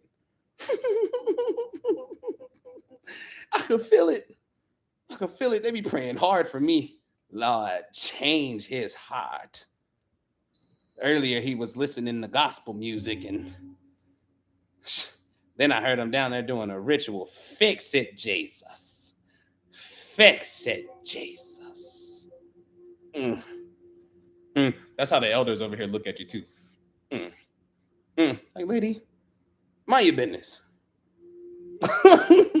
Say, lady, mind your business. No, don't even. Don't even. Y'all know I'm goofy. I gotta make y'all laugh. I can't stay on y'all head the whole time. I don't want nobody to self-destruct. I don't want nobody in here to and then cuss me out. And then we're gonna be cussing each other out. It's gonna be a cussing fit. I'll tell you that much. But seriously, that's the main problem, though, is the courage to stand up for yourself. The ability to take your reality. Courage, bro. We talking about courage today. The ability to take your reality and stand up to everything that you don't want in your reality. Say we're used to it, especially from the 52 days. You're lucky I ain't have a curly wig. I would have shook it. But yeah, standing up for yourself is standing against what you don't desire. There are certain connections y'all no longer desire, but you won't stand up for yourself. There's certain things y'all been needing to tell certain people.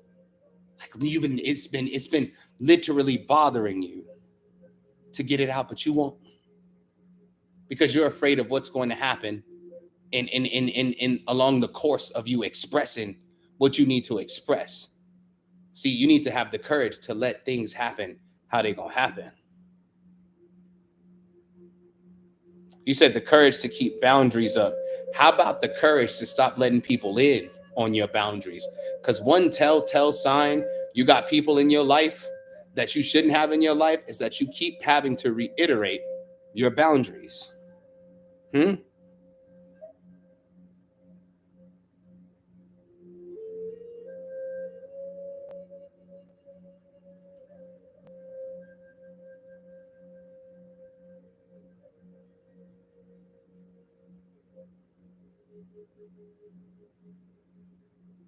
Yeah. Uh-oh.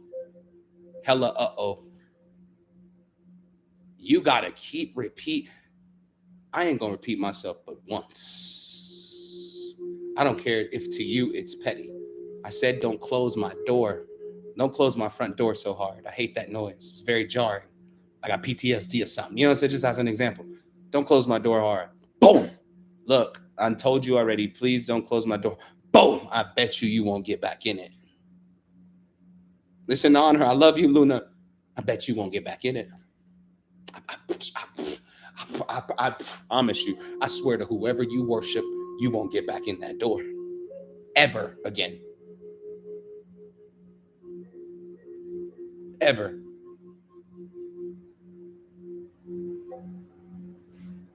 I'm about to say something. I swear I be sounding like Al Sharpton and Dr. Umar, but I don't raise my voice.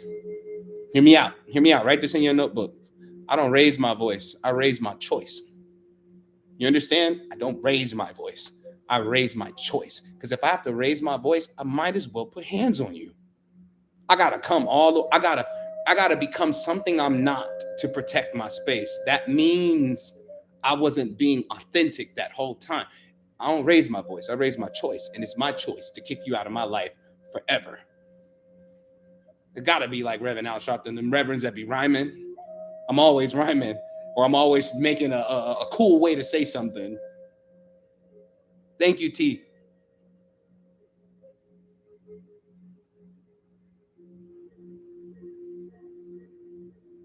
Exactly. Don't walk in my front door with an attitude. And that I'm not going to tell you more than once. That I'm not going to tell you more than once. I'm going to tell you once. Don't come in here with no attitude. Matter of fact, I do it all the time during my live streams. You come in here saying something funny, or you talking crap, or you ruin the mood. What happened to you? Blocked? You got one time. You got one time. Some people don't even get that one. You have to learn, you have to lay down the law of who deserves chances in your life. Mm-hmm.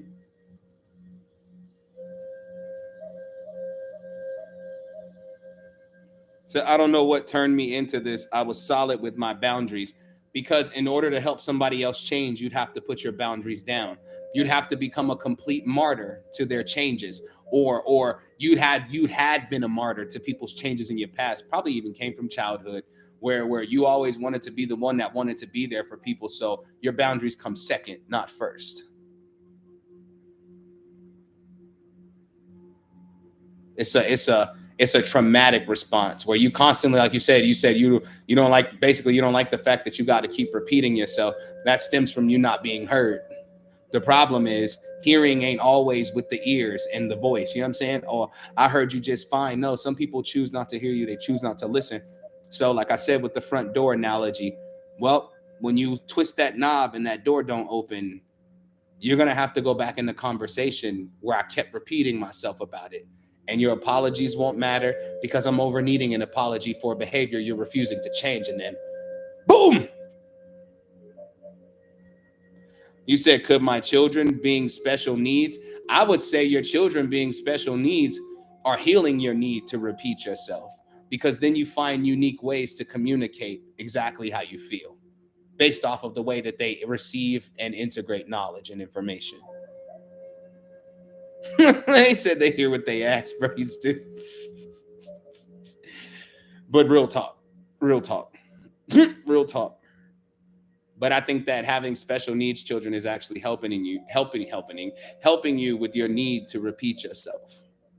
It's helping you because you're going to have to, because they're not going to gather what you're saying off top, or maybe their memory doesn't hold on to things long enough for them to remember what you said. So you're going to have to repeat yourself. But it's also teaching you to measure where it's worth repeating yourself. You get what I'm saying? I said that's why I said they're not making it worse. They're actually helping you, but you got to collect all the data. Okay, always think data, collect all the data. Like, what is this really teaching me or showing me right now in this moment?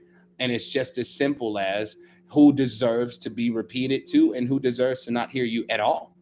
Yeah, I'm saying some people I will not tell you messing up because there's no way with what you just said that you don't know you messing up. There's no way with what you just did that you don't know you messing up. There's no way with this look on my face that you don't know you messed up. Sometimes I don't say nothing. It's on and yanking from time number one. Here's how you got to look at people and things in life. You were born with the moral compass, and so was everybody else. If they can read, if they can write, if they can hear, you know what I'm saying, or if they can see, or lack thereof. There's always a sense that they can learn to pick up on information. It's never a good enough excuse to why you would do me the way you've done me. You couldn't give me a good excuse. So I'm not going to let you behind my boundary so that you can try to snake your way into changing, so that you can continue to receive from this infinite fountain of wonder. And you just, I be high on myself. I don't know about everybody else. I'm legit the shit. That's how I am. Like I'd be like, man, you don't get none of this. You don't get none of this divine energy. Not a now, not a none of them. Mm-mm. Not a now, not a none of them.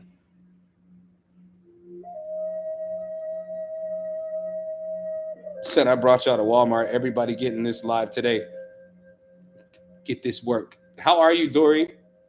How are you anyway? But seriously, you're going to have to find the courage to stand up for yourself at some time, at some point. Just don't let that courage be standing against those that you actually want to be a part of your life.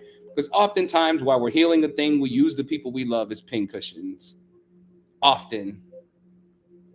Like, often. Oh, well, since I couldn't express to who I needed to, let me hit up my person with all this BS. You about to be one person less. You understand? You're going to be personless.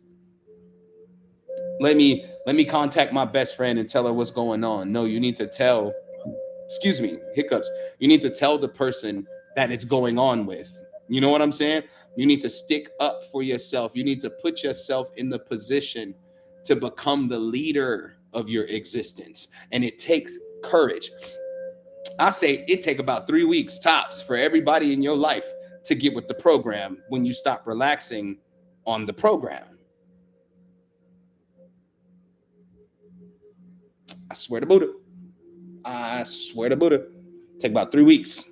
3 weeks. The third week is usually your parents because they're the last people to get it. I don't care. Your aunts, your uncles, your grandparents, they'll get it because they'll leave you alone because they're not in your life anyway like that. Or if they are, they're not that close to you where they're in your house every single day.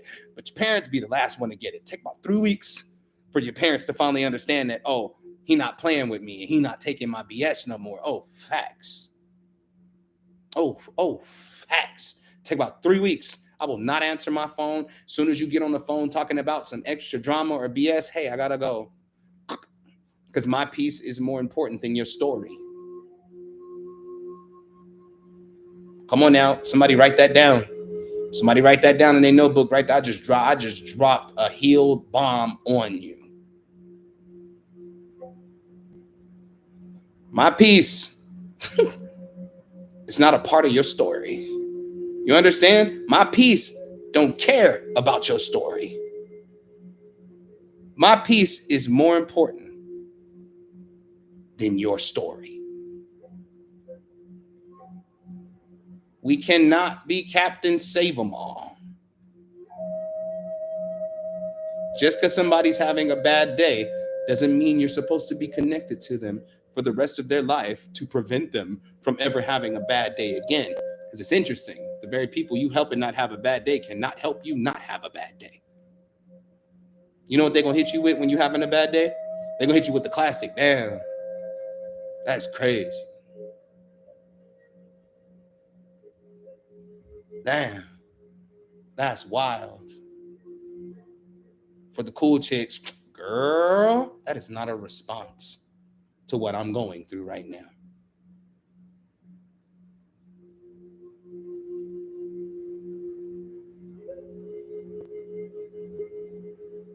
Facts. Oh shit, I'm sorry. Damn, that's crazy. I'm sorry you had to go through that. This ain't a condolence speech. My condolences. Yo, what? Spell it. Spell it. Nah. You said it. Spell it. You just be saying stuff. You can't go get help from the people you helping.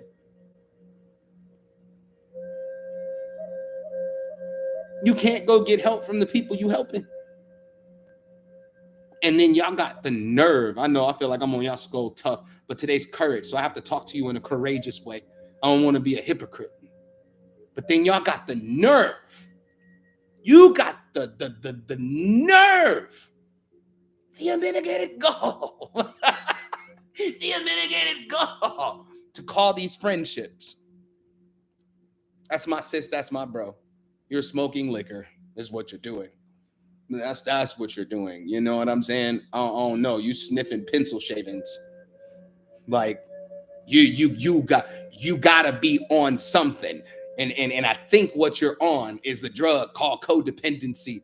You understand? You on that? That's a hell of a drug, codependency. You're like, yo, these are my friends. No, they're your owners. Because if they're not happy, you're not happy. If they're angry, you'll get over your happiness to try to get into their anger.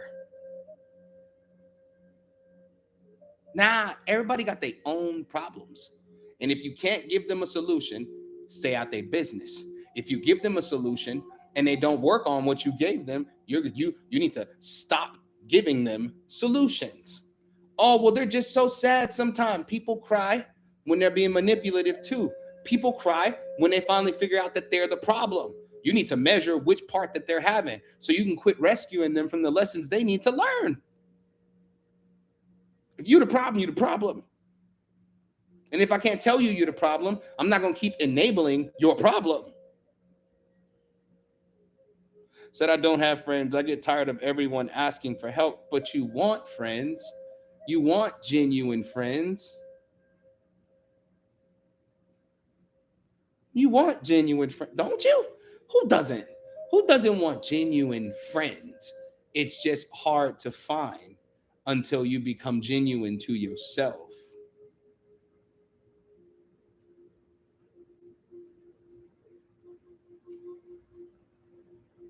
I know we think that it's a superpower that a lot of us don't have friends. I don't even use the term friend. I don't have no friends. I got people that I love, and then I got family that's blood. Then I got people I call family that I love. But friends, I don't do that. But let me tell you something. When you get rid of the part of yourself that's dedicated to everything but yourself, you'll actually have better connections in your life. What it is, Tyler, you'll actually have better connections in your life because your boundaries should be unspoken. You shouldn't constantly have to reiterate, I'm sorry, I didn't answer my phone. I didn't have enough energy. The problem is a lot of people in your life are manipulating you because they know you don't have the energy because you usually always answer your phone. Now that you're not answering it, they're not going to say, oh, I'm sorry, I didn't mean to bother you if you're just out of energy or if you're tired or if you're just having a good day. Because I don't need to be out of energy to not have to deal with your problems today. Sometimes I just want to be happy. And then your whole overall aura is pissing me off. Just thinking about you is irritating the soul out of my body. Said I'm on the second day of fasting, juice, just fruit, water, chicken broth only. Oh, that's crazy, Jazz. Courage. Courage takes courage. So Jazz and I were just talking about this day today. I shave. So I don't answer. I don't even save numbers. I'm starting to save numbers again because it's not always all or nothing when it comes to connections. Just because just because there's someone you don't consider friend doesn't mean you can't be in contact with them.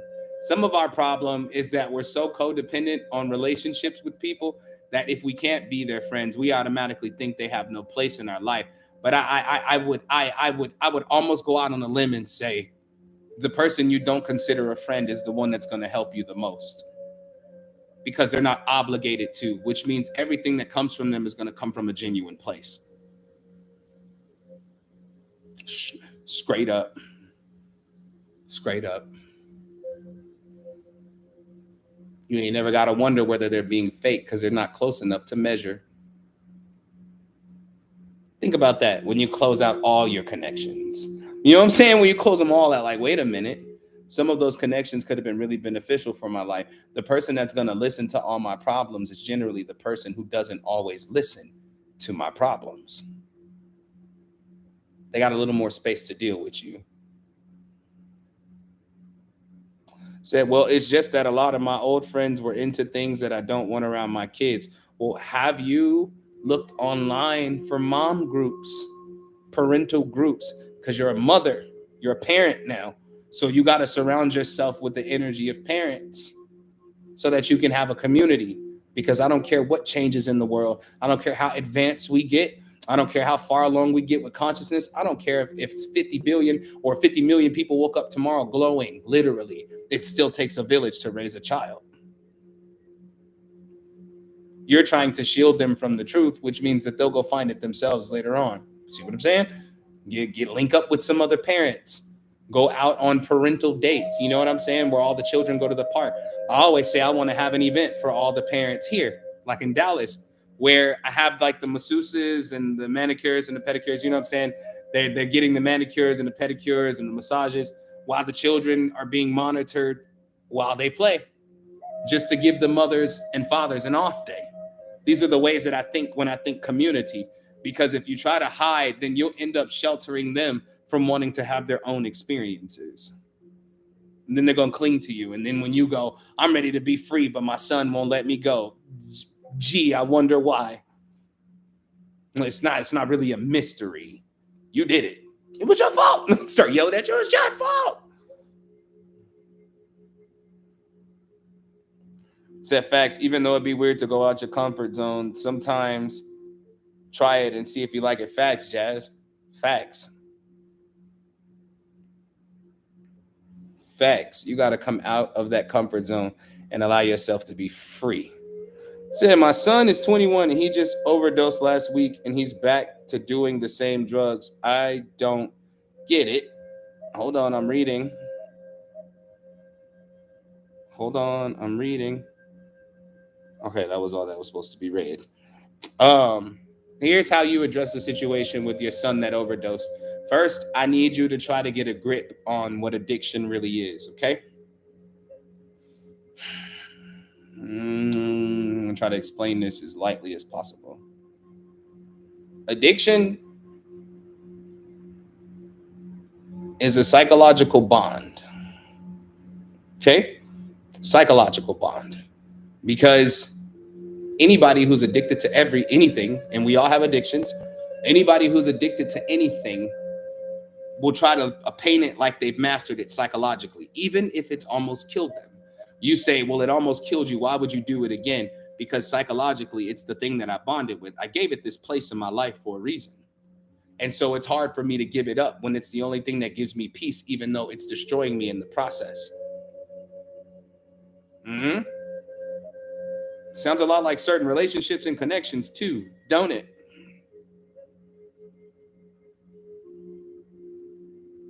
But you also cannot control the outcome of his actions, okay? No, you're his mother, and it's tragic to watch your son go through what he is going through, but you don't have to monitor his progression into a deeper, darker place. You said, oh my gosh, I just told somebody my piece is more important than your story, and I feel the weight's lifting. Well, way to apply it off top, right? Jinkies. Said facts. I did that in the domestic violence relationship I was in. He almost killed me, put his hands on me, and I went back even though I knew better. Exactly. Because it became as dangerous as it sounds, it still became your safe place. Because some things rock your world so hard that you're not even sure how to not be bonded to it.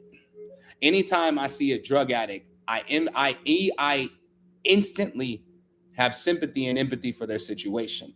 And the reason for that is because even if we were able to read minds, we still couldn't study the depth of the connection to the drug that they're doing. It's crazy. But you cannot sit around and watch him suffer and hope to ever be happy within yourself. You can't. You cannot. And as much as you might be thinking in your head, what can I do to save him? Absolutely nothing. It is during a moment where he wants to be saved within himself is where you can jump into action. And it happens most of the time. Most drug addicts, they get in that moment and they're like, you know what? I'm really tired of this. That's when you chime in. You don't chime in to punish them after they just got done ODing. It's not going to help. They already feel terrible. So what do? They turn right back to the very thing that was aiding them, that got them there in the first place. And that's any habit. That's any habit. Alcoholics do it all the time. Oh, you need to stop drinking that alcohol. That's crazy that you would get drunk all the time like that. Don't you want to do something better with your life? And all they could think about that is their best friend, alcohol. Like, man, if I was drunk right now, I wouldn't give a damn what this lady was talking about. So it's a very complicated map to try to navigate. Yes, food too. All you do is eat. Look at you gaining weight, you're fat, XYZ. Then you like, well, that's not helping me. You know what I'm saying? I'm trying to eat better, but for today, since I need to eat my feelings away, I'm gonna eat twice as much as I ever did. Every addiction is unique to the person addicted to it.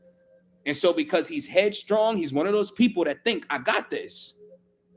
I got this. Don't trip. I'm straight. Although the signs have shown because of the overdose, you are not straight and you do not have a handle on this. But sometimes, respectfully, life got to kick your ass again and again and again before you finally see that you ain't got this, because it ain't never really had you. He's enjoying his escape, but he doesn't know yet that his oasis is killing him. He don't get it yet.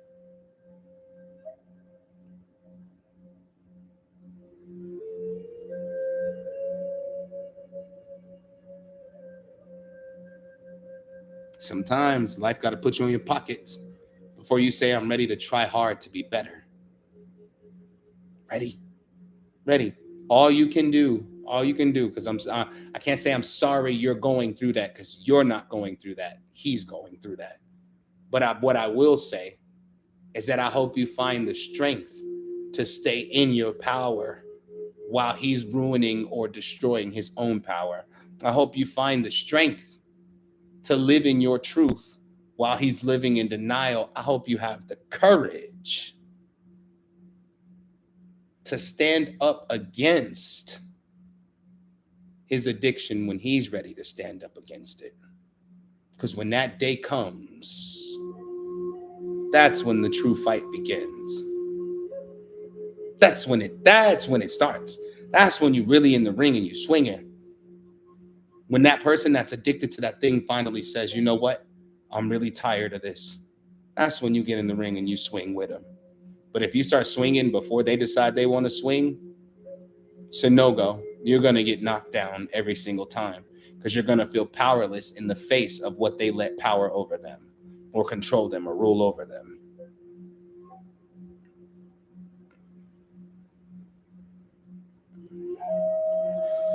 So do you think that spirits can come in during inebriation? I think spirits can come in anytime you're not yourself. When you're inebriated, that's why they call liquor spirits, because you're basically not like yourself when you're drunk. Okay? The only time a spirit can come in, and I don't think y'all most likely didn't take that class and no, it's not available anymore. I don't know what happened to it, but Facebook got rid of it, maybe because it was some sauce in there. You know what I'm saying? But I need you to understand the process of possession is not that simple. Anybody who becomes a monster when they're drunk was already that. Maybe they were already possessed before they got drunk. But spirits still need permission to enter and to take over. And they usually disguise themselves as one of your thought forms. And right when you go, you know what, you right. Like, that's an agreement. But first of all, any spirit that's trying to come in has to get you to agree to the entrance first. It's the easiest way. And then once you bond with that in that thought form, then you open yourself up to it. It'd be like some spontaneous projection one night where you're about to get out of body or something like that. Then the spirit comes in.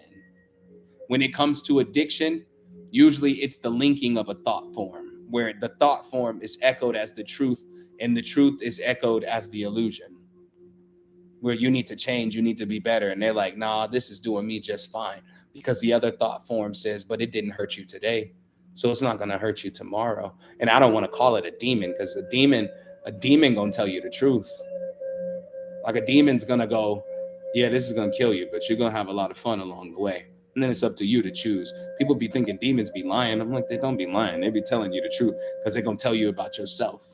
Because don't nobody want to deal with your karmic debt. Like, you know what I'm saying? Nobody, nothing wants to deal with your karmic debt. So it's going to tell you the truth. You know what I'm saying? And the only way to defeat the thought form is that same principle: know thyself. You have to know what's you and what's not you. Just like you know what's them and what's not them. So if you're dealing with somebody with addiction in your life right now, stop watching them fall and stand your ground and wait patiently for them to be ready to stand up. And that's when you jump in the ring. But if you try to convince somebody what they're doing is wrong without knowing the reason why they started in the first place, you might drive them down a path to keep doing it even more, or up the ante, or add other drugs on top of it, or add more on top of it.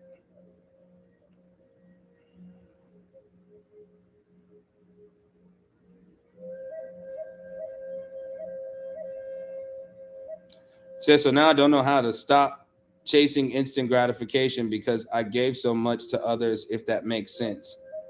It does make sense. And there's nothing wrong with the desire for instant gratification in the case where you've given everything to everybody and they didn't give it back to you. But let's not call it instant gratification. Let's call it going back to get what you deserve.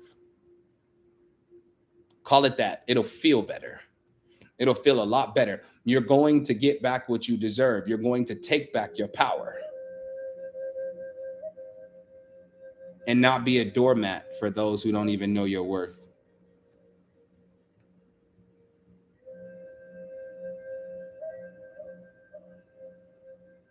Exactly, Jazz. You got to know it's a root. You got to know it's a root. Because if you don't know it's a root, it's just like weeds in your yards. Before y'all even knew what weeds were, and your parents told you to go pick the weeds out the yard, you didn't pull it from the root. You pulled it to try to hide it. You know what I'm saying? You pulled the leaves off. Like, I did it. I did it. Not even knowing that the seeds were on the leaves.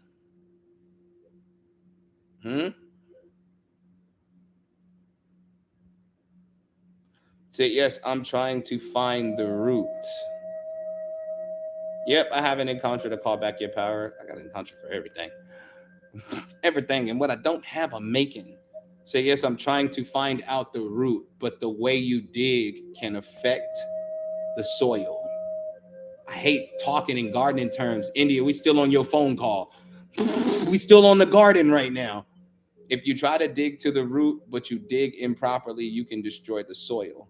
So that's why when you try to dig into somebody's problems, when you dig in improperly, they run from you because you're destroying the soil that they can cultivate anything else in. That's why coming at an addict foul and aggressive is the wrong way, because that's taking a shovel to a plant this size.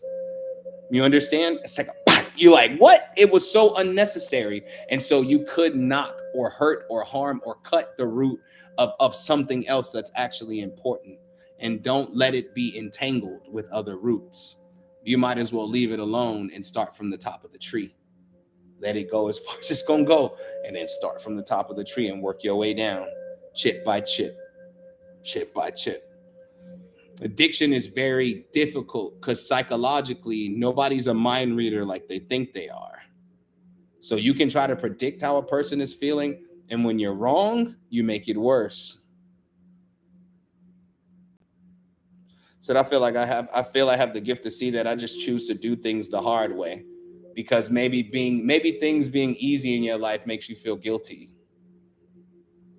Although you deserve to live an easier life. I think a lot of us have that problem where things work out easily for us, but we find a problem with it because it didn't come with a trial. They don't have to.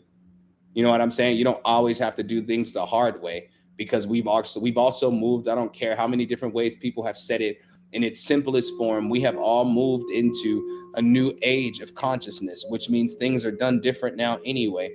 So maybe maybe during that switch over from chapter 1 to chapter 2, you know what I'm saying? Maybe that switch over included making your life a lot easier. But what you're used to is what you're going to do the most often. Said learn hard way too, but definitely getting out of that. You better, Raquel. I don't know what I'm gonna do. I'm gonna take all the backs from your earrings. Yeah, that was threatening. That was threatening to take all the backs out of your earrings. You won't wear nothing. You're gonna lose them all. But life ain't always gotta be difficult. It ain't always gotta be hard. And look, I'm never gonna forget what the subject of these rituals are.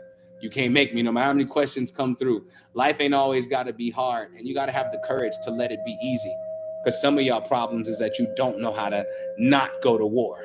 Where it's like, I gotta go to war. I gotta go to war with everything, even yourself, even your desires, even the good things, even the peaceful things, even the loving things, even the things that are for you. You gotta go to war with it. Because you're so used to being in battle mode. Have the courage to lay your sword down sometimes so you can see you're not even in a war zone any longer. This is why a lot of y'all lives improve and then they go right back in the pooper, because you took that sword and that shield into your new life and said, nothing's going to stop me. But you're not even in a war zone anymore. So you invited enemies into your space. And that could be through your cell phone. That could be through company. That could be through your own paranoia. Literally living in the idea that something is always going to try to destroy what you're building. And if you got black magic on your life and you still ain't did nothing to rectify that, then it's still your fault. Because a lot of people be like, somebody probably put a curse on me. Okay, cool. Okay, cool. But what have you done to fix that? And if you don't know, how come you ain't hollered at no practitioners? If you want to learn from yourself, how come you ain't hollered at no teachers? The solution has always been there, but you keep trying to run with the battles you refuse to put down. So now the war is in your new life. Now your war is in your new life. Everything been improving, but you got to destroy it because you need it to look like it was to prove your paranoia right. Said this dang Viking likes the war. Well, why don't you fight for your happiness then? Why don't you fight for your peace? Why don't you fight for your money? Why don't you fight for your smile? Why don't you fight for your heart? Why don't you fight for your life? Young Viking. I don't mind going to war with what's that's so it's such a tongue twister. I don't mind going to war with what's worth going to war with. Some situations you got to look at them and laugh. This ain't even worth me picking up my sword. Oh, you throwing shade at me? This ain't even worth me picking up my shield. That's like trying to break a mountain with the body of an ant. It ain't doing nothing. You said, say it 5 times. I shall not. I shall not. What is worth? That's because I ain't put is. What's worth going to war with? What's worth going to war with? I'm F that. Don't do me like that. So I swear I used to be in a survival mode so long, it was hard to learn to turn it off and realize I was in a safe place. Jazz, I did that here. That's why as off as that connection be sometimes, I'm grateful for O, because he's the one that pulled me to the side one day and said, hey, you okay? And I was like, yeah, I'm good. He was like, what's going on? Like, you sure? He's like, you got this look in your eye. I was like, I promise you, I'm good. And he was like, you know you're safe, right? And I remember going in the house and just busting out in tears because survival mode is something else.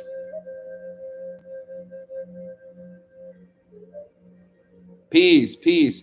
Survival mode is something else, bruh. How are you, Erica? Survival mode will have you turning your situation into the situation you had to survive in.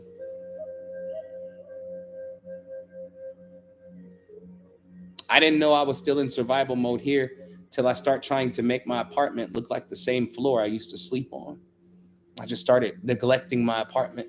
Like, I'm like, something has to feel familiar because it feels so unfamiliar. An unfamiliar place where you know you're safe is better than a familiar place where you're always in danger. Facts, bro. It becomes the factory default.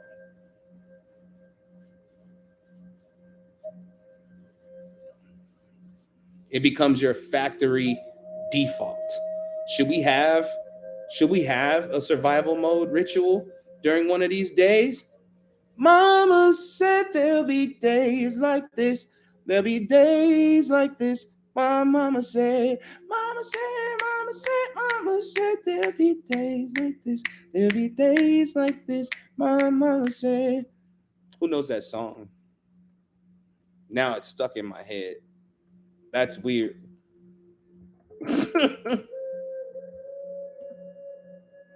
Mama said there'll be days like this. There'll be days like this. My mama said. Mama said, mama said.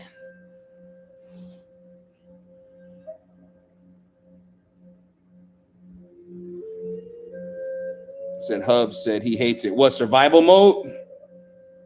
Because survival mode will mess you up. You know how many practitioners came to me within the last 7 days and they said, you don't have to hustle like you used to. Because remember, I told y'all, going to the hospital a few months back, like, effed my money up. You hear me? Effed it. Like, royally effed it up. You know what I'm saying? Took a lot just to get back to normal. When that happened, survival mode reared its ugly head.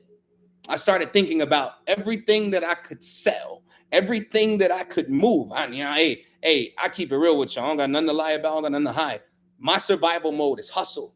I'll be like, hustle, hustle, hustle, hustle, hustle. I'm like, man, I need to get this money. I'm going to get this money by any means necessary. And my spirit team kept telling me, you got 1,000 ways to get money that won't destroy your life. But you're thinking about the options that could possibly destroy your life because right now is when you need it. I'm like, well, somebody going to have to tell me something. There's too many people got too much product around here. I can move. I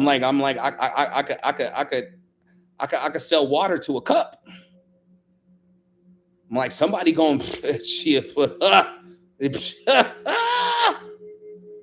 exactly. And then started the wild in contra market. The transformation was so funky for me because I was like, man, I had all the excuses in the world planned out like a professional. I said, look how they treated Ching Ching Ching goes the money tree. You think I'm about to sell these people in Contras so they could find something else to steal? So I could find my stuff floating around online, getting them popping, not getting me popping pissed. I was going in. I was looping in on myself. I was like, I'm not going to do it. And it just kept getting worse. The situation kept getting worse. Me being stubborn, being a stubborn jackass. I'm just sitting here like it ain't happening until it got down to the wire. And I was like, you know what? It is happening. I said, no matter what you got to do, you need to have the courage to let your creations go. Because that was my thing. Because y'all think that people started stealing from me. Say you the Wall Street of Encontra. Somebody, you better let them know. You better let them know. But y'all think it started with Ching Ching Ching goes the money tree. It didn't. Truthfully, back in the day when I was just performing, as much as I try to downplay my power, right? Back in the day when I was just performing, the guy I went to the studio to record with who had the studio, he gave one of my songs, or should I say he gave my song in the hook to a rapper. And I didn't know that until I saw the music video. And it was a hit. One day I'm gonna invite my little brother in here and I'm just gonna sing the first two. I must just say the first word. I'm gonna be like, tonight. And he gonna be like, we're gonna get down, baby. Like he gonna do that, right? It's because it was hot. It was just one of them hot ones that I made back in the day. I saw the video and it was my song. And I was like, oh shit, you know what I'm saying? I'm like, they put it out there for the world to hear. And here come this rapper. The rage that was in my heart, I called him. His name is Kingpin. To this day, I don't know what he's doing, but I called him and I threatened his life. I said, you don't have long to remove that video. I said, first of all, I'll be mad, but I'll be a little less mad if the verse was hot, if it was rocking. But the verse was trash. I was like, you're embarrassing me. He was like, well, Delta said you gave me permission. I said, why would I do that? You suck. Like I was pissed. I was going ham. That's when it first happened to me. But apparently this is something that's happened over lifetimes. Like apparently something I did in the past life is actually a very key invention in this lifetime. It just doesn't belong to me anymore because I was killed and they took it from me. I already saw it. This is a pattern. but it's a pattern that I had to escape from. And I was like, okay, what can I detach with? What can I, what can I give to people that I won't link myself to so much that I'm worried about everything that they're doing with it? And Spirit, specifically Oshun, kept telling me, she was like, man, if you don't sell them in Contras, she was like, get online and have your first in Contra market and watch what I tell you. And I got online and I had that first in Contra market and I made money. And it was off of in Contras that I had already made. I was like, are you kidding me? She was like, that easy. She said the old hustler would harm other people's lives just so he could have peace. And I cried again. Because I was like, Oshun, was I really about to go back to being that person again? Oshun said you had like one more bill to show up in your mailbox or get a notification for before you were getting ready to turn into that animal again. And I knew then that it was time to actually finally graduate survival mode. I was like, yeah, because my heart won't even allow me to do that anymore. I still feel guilty about things that I sold back in the day. Been forgiven and all of that. Still feel guilty. Because even back then, I knew better. I knew better, but I was choosing not to do better.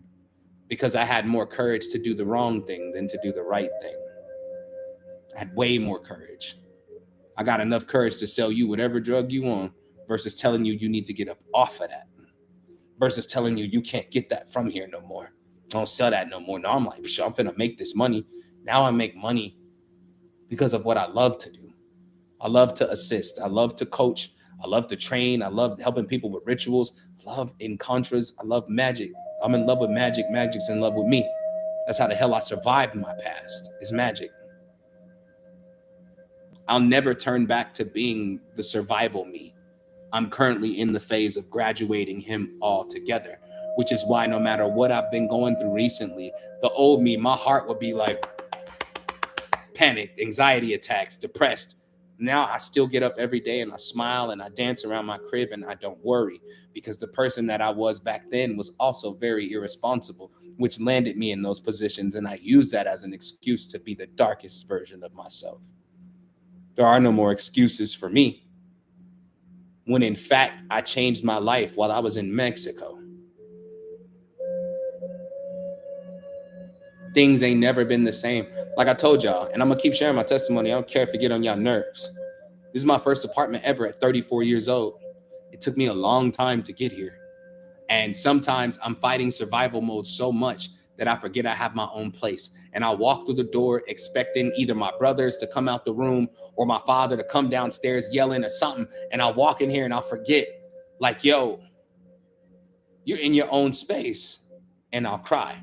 Or I'll go to sleep at night and I wish that I had a crib full of people, because that's what I was used to. I was used to it always being somebody awake. And so I didn't have to look over my shoulder because somebody was already looking over my shoulder. So I have this deep-seated fear at 2:00 in the morning. I'm just laying in bed like, this is quite scary. That's a part of my survival mode.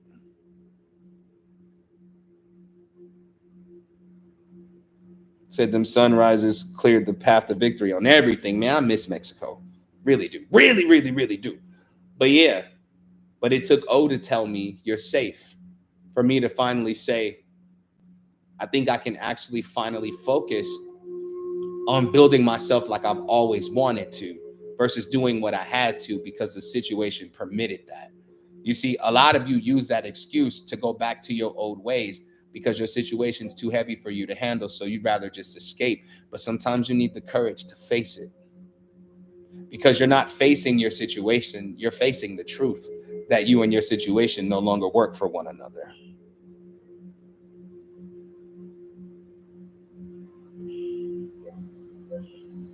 You say, how about Fernando? Still have communication with him? I still communicate with Fernando on Facebook. His birthday was a couple weeks ago. A few weeks ago.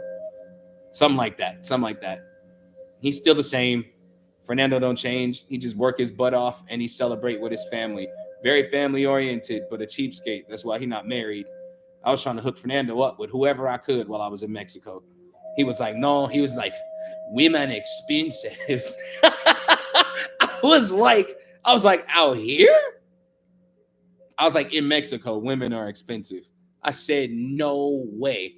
He's like, you, Las Vegas. I was like, don't go there. I hit him with the I said, if women in Mexico are expensive, I said, you're gonna go to Vegas and be suicidal, buddy. Don't go there. Don't do that, Fernando. Mm-mm.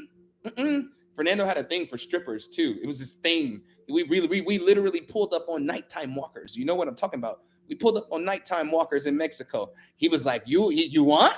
You want? I said in he don't understand English like that, but in English, I was like, nigga, this is not a choice between fruit punch and mango juice. You want? You want? No, no, no, no. Fernando is cheap because he won't spend money on the woman he loved, but he'll spend money on hoes. That's why he's cheap. He was willing to show me a good time, but not willing to show himself a good time, unless I was tagging along with him, talking about he gonna go to Vegas. You stop lying because you're not going to Vegas. And I bet not even see a picture because I'm gonna call his mom. I'm gonna call his pops in Mexico. Tell your son to go back home. Tell him cross back over that border and get back home to his peoples. Because if he stay in Vegas for longer than 4 days, he's going to become a part of the city. I can't see Fernando like that out there. I can't. Fernando would get robbed in the city.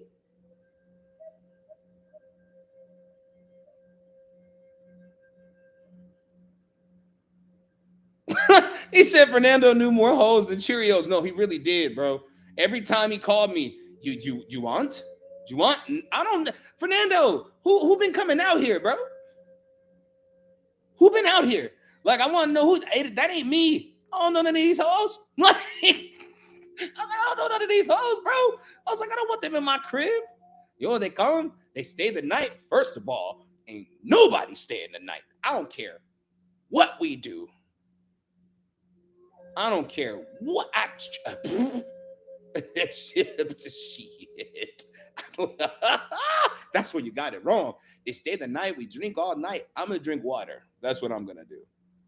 That's what I'm gonna. No, me and Fernando, we did get along well, even with the language barrier. Yeah, Fernando from Mexico, even with the language barrier, we got along quite well because I think we understood each other. Like, we understood each other quite well.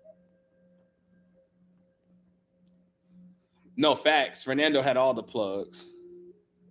You said he trying to get robbed. Are you asking what it's like in Vegas? Are you from Vegas? Queen Tutu? Are you from Vegas?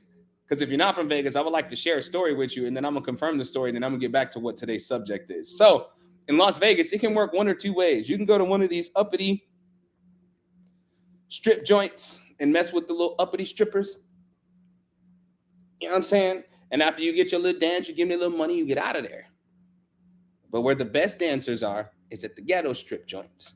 But there's a risk in the ghetto strip joints. There's a risk messing with them hoes, and it's a lot of hoes in Las Vegas. They call it the Blade. First of all, you ask anybody from Vegas, be like, "You ever been on the Blade?" They be like, "We don't go down there. You would have thought it was hell." I'm like, "We don't go down there. I lived on the Blade." Okay. Did I just tell y'all that I lived on the Blade? I lived there.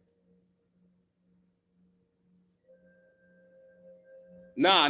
He wasn't. He not gonna get robbed in Mexico. He's a cheapskate in Mexico. He bargained with somebody who was selling ice cream in front of Walmart, like a little kid. He said it was too expensive. He said it was too expensive. Oh no, in Mexico you might be safe letting the women sleep over. It's in Vegas where you're not safe. You're not safe taking a woman back to your room in Mexico. I mean, in Vegas, plenty of stories. Ask anybody from Las Vegas, do they know any stories of the hookers in the city who, you pay them to take them back to your room, and right when you turn your back, they clock your shit. Boom! And when you wake up, you strapped to the bed, you ass naked, and all your belongings are gone. I told Fernando that's what's going to happen to him. And then it was confirmed when I went to Houston. With my roommate back in 2019. So his friend that he was getting some work from or whatever, we went up there to see him. And he had been telling me a lot about his friend. He said his friend had a lot of money and he was very careless with it. And I was like, man, I said, where I'm from, you got to guard $1. You understand? I was like, you got to guard $1. They hungry, so they're gonna get whoever they can get. And he was like, yeah, man, I feel you. He said, let's go see him. Now we went up there. The little penthouse was nice. It was nice. I was like, okay, okay, papi chulo. Like you up here, you doing your thing, do your thing, bro. And then he goes, man, I just had a crazy party up here. And in my head, I'm like, said something. He's gonna say something that's gonna trigger something inside of me to warn him. I swear to God, it was like clockwork. He was like, man, one of them females left their purse in here. I said, fam, like just like that. He said, one of them females left their purse in here. I said, bro, take that purse and take it downstairs to the security. He was like, why? He was like, she on her way back to get it right now. I said, no. Take that purse downstairs to security. Why? Because I told the homie, I said, we're leaving. I said, we got to go, bro. He was like, all right, for sure. Let me get my money real quick. We out here. I was like, yeah, no. We got to get out of here quick. Like fast. He's like, for sure. We got in the elevator. When we got in the elevator to go down, we opened the doors, or the doors opened, and this chick walks in the elevator. When she walks in the elevator, she looks me up and down. I look her up and down, and I go, oh, you from the city, huh? She was like, yeah, I'm from Vegas. How did you know? I said, you just got this whole Vegas vibe to you. And she was like, you from Vegas too? I was like, yeah.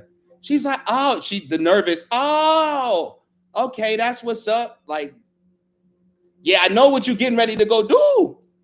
Because there was like $60,000 sitting on the counter in the kitchen. You're good as Rob, bro. I told him. I said, I don't know if you're going to hear from your homie no more. What? I'm like, I'm just glad we got out of there. Bro, want to be arrogant? Let him get touched. Let him see what it's like. Some of these people are ridiculous. I'm going to go ahead and we're going to let him get touched. You got your money? Good. I got my money. We good. We out of here. And that's that story. Like, and it's actually very common. And it happens in reverse too. That's why I say some places you can go to Vegas and see the strip, but go in the daytime. If you're going to go at night, don't buy hookers. Don't do that. Why would you do that anyway? But don't do that. Don't go down there and do that. Go down there and enjoy the lights, the music, and the fat Spider-Man that's dancing on Fremont Street. Go do that. You know what I'm saying? Tip him $10 to do a cartwheel because you know he's going to fall. Go do that. It's a man to let you pay him $20 so you can kick him in his nuts. Go do that. You know what I'm saying? Don't go down there messing with them people. Don't go, because you don't know. You don't know. They little pimps be watching them. You walk in the room with them.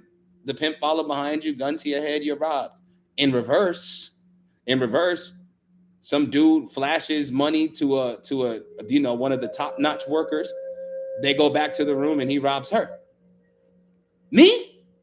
That's why I stay in the house. Survival mode makes me stay in the house. Okay, and I'm working on it. I've been getting outside more, y'all. Just a heads up. Sometimes I go out, stand by the pool, take a deep breath in, get some oxygen, and then come back in the house.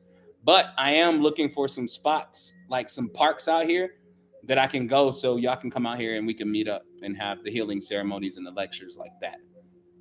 Like, I'm looking for some parks out here, some nice ones. I've been to one, but that's the park y'all remember I got lost at. Said by the pool, LOL, not get in. No, the pool was green this morning. Okay, a lot of people swim in that pool.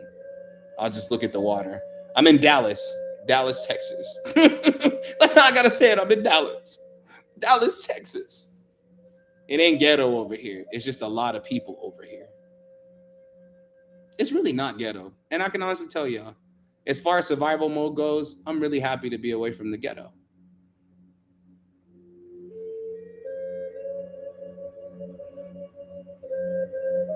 Said a gallon of bleach cleared up in no time. That's what they did today.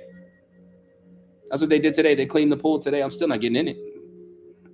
If I get in it, it's going to be at like 2 o'clock in the morning.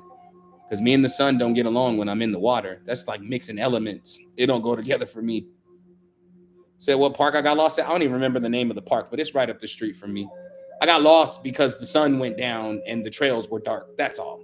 And then I found a dude jogging like late, and I had to ask him for directions. I felt like such a punk. Like, Say, hey, y'all, King, until I set my watch to keep an eye on Dallas, Texas. I'm putting it in my mind. I'm gonna go down for a weekend and see. Oh, you're gonna like it. Oh, you're gonna like it.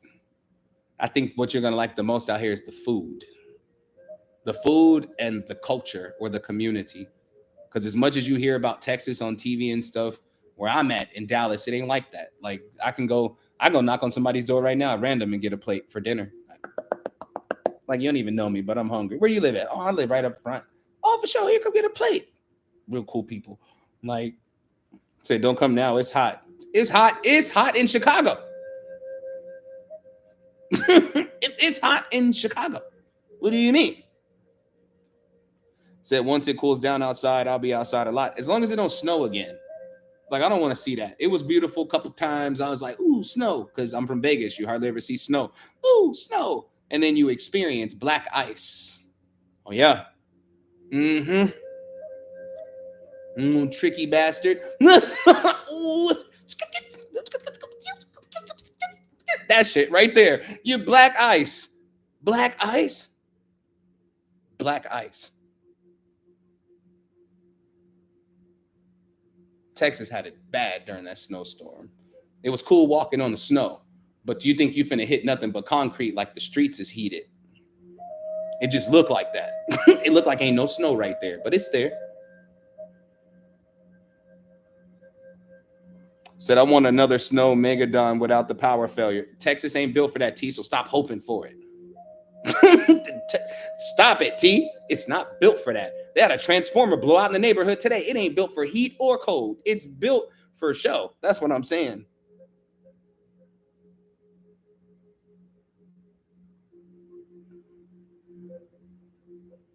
Where you at, Raquel? Before we get to part 2 of this, where you at? Facts, straight DJing if you're on black ice. Said not built for show. It is. When you come out here, it's a lot to do if you're into a lot. But if you're not into a lot, it's not a lot to do. Like you'll see the buildings, they don't look. It's just like going to Vegas. The buildings don't even look real. Like it just looks like it's for show. The whole of Texas, especially Austin, Texas. But we're not gonna talk about that. Said mountains in California. Man, where the land at? Said this is the first time. This is my first time in your live. Be funny. Oh, welcome, Queen Tutu. My bad. You just supposed to just see me in teacher mode. Said it's 78 in Chicago right now. Say word. Say word.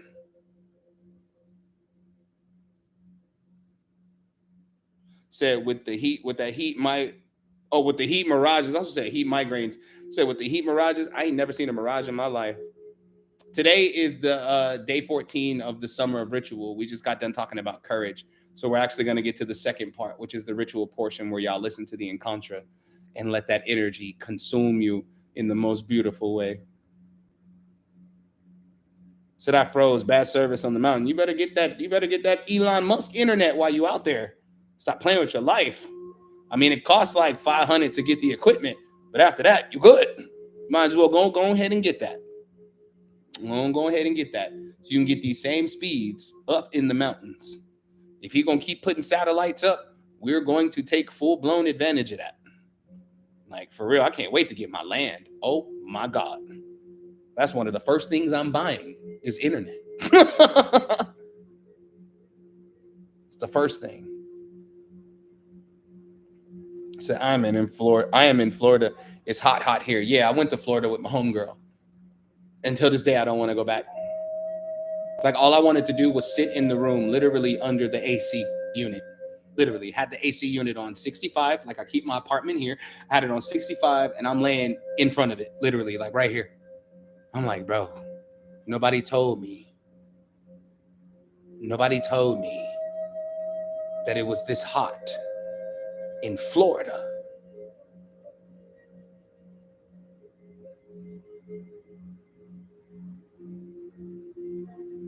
I don't know, bro. I got to think on that one. Said devil nuts hot, man. And I'm out there dressed like this. Got off the plane looking just like this.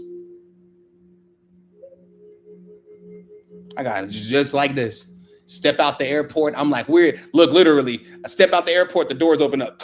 I was like, I can't believe we're in.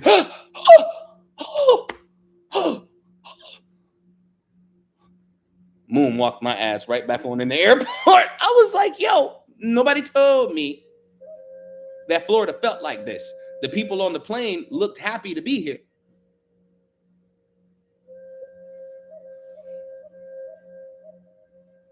I wasn't happy.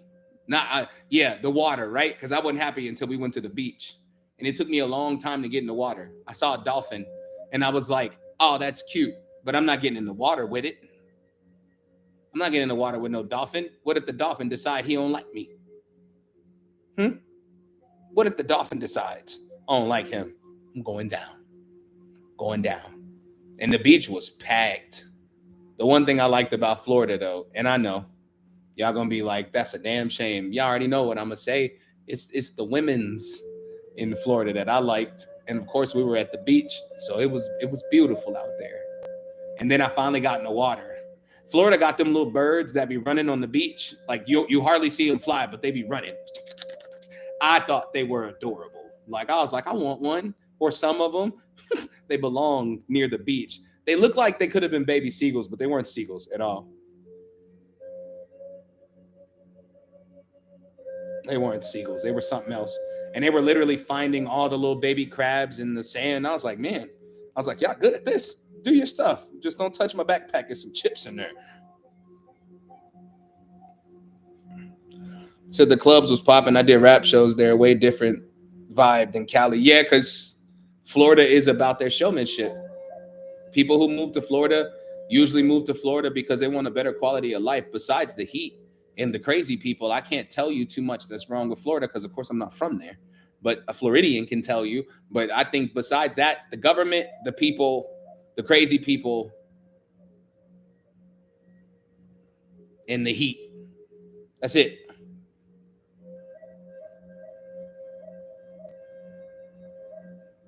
So I've been looking for your page forever. How'd you lose it? How'd you lose it? How did you lose it? But yeah, let's get to part 2 because I've been on live long enough. So I got a new TikTok. Oh, I understand. Well, go ahead and bless me with the follow. So everyone can tell you the bad about their city for real. Because I can tell you one good thing about Las Vegas, Red Rock Canyon, and it's outside, like right outside of Vegas. But Red Rock Canyon is where I was at the most, hiking. You know, doing my shaman thing in the mountains. And it was amazing. But yes, let's get to the second part because I want to play this in contra for y'all. It's new. Say I'm in Vegas. You're in Vegas? Look, how my city doing? I ain't been out there in some years. And it's going to be some more years before I come back out there. But Red Rock Canyon is lit, though. I don't know how it's looking now because I know that they were trying to build developments within the canyon. So they're trying to ruin it. But I feel like, why not? I mean, if I could have a house built on one of them mountains, that would be lit. That or a teepee, like a real teepee, a real one.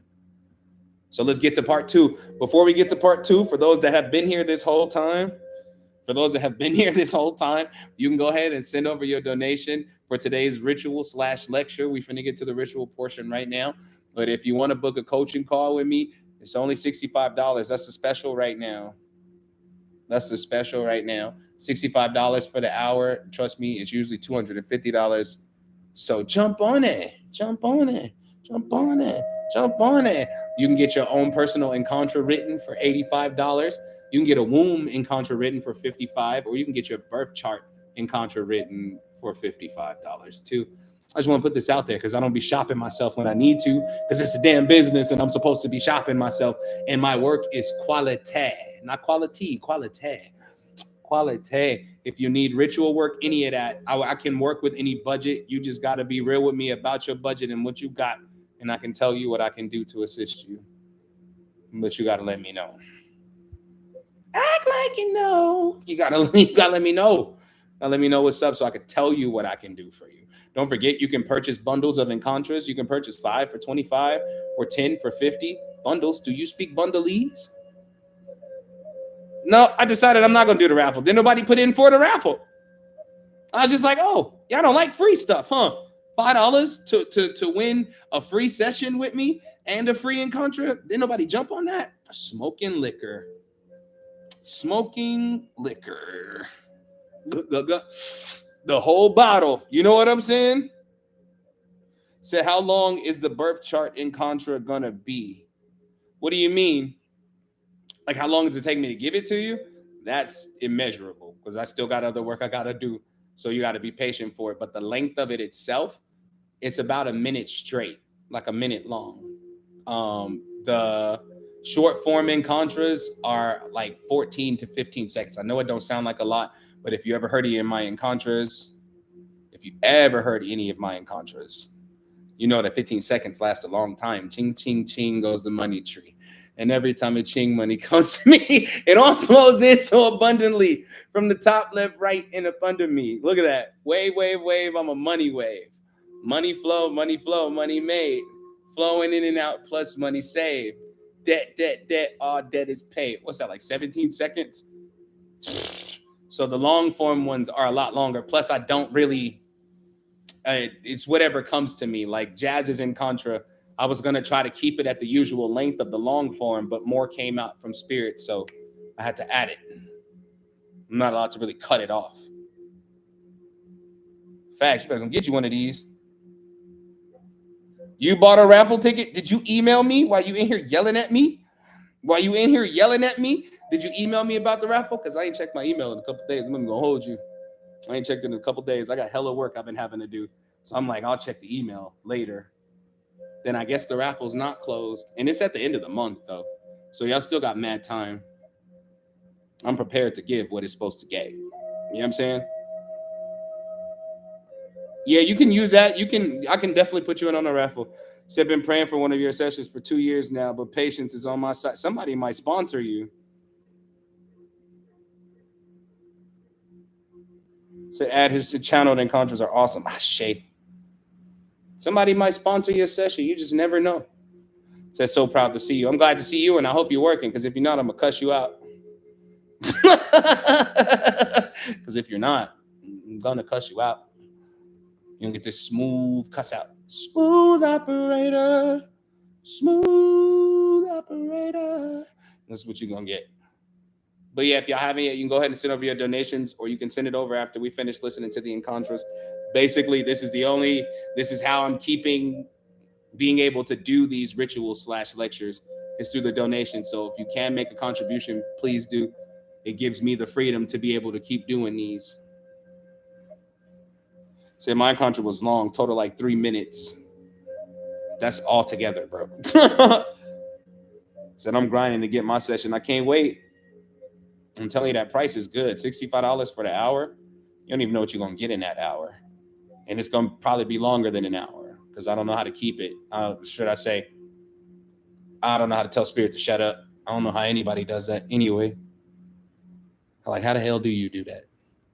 I can't. I cannot.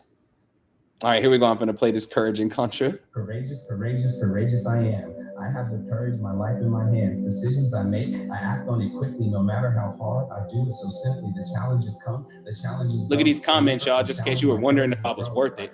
Somebody screenshot that. I'm about to get up, stretch my legs. Paces, I'm keeping the steps, won't quit it, won't break.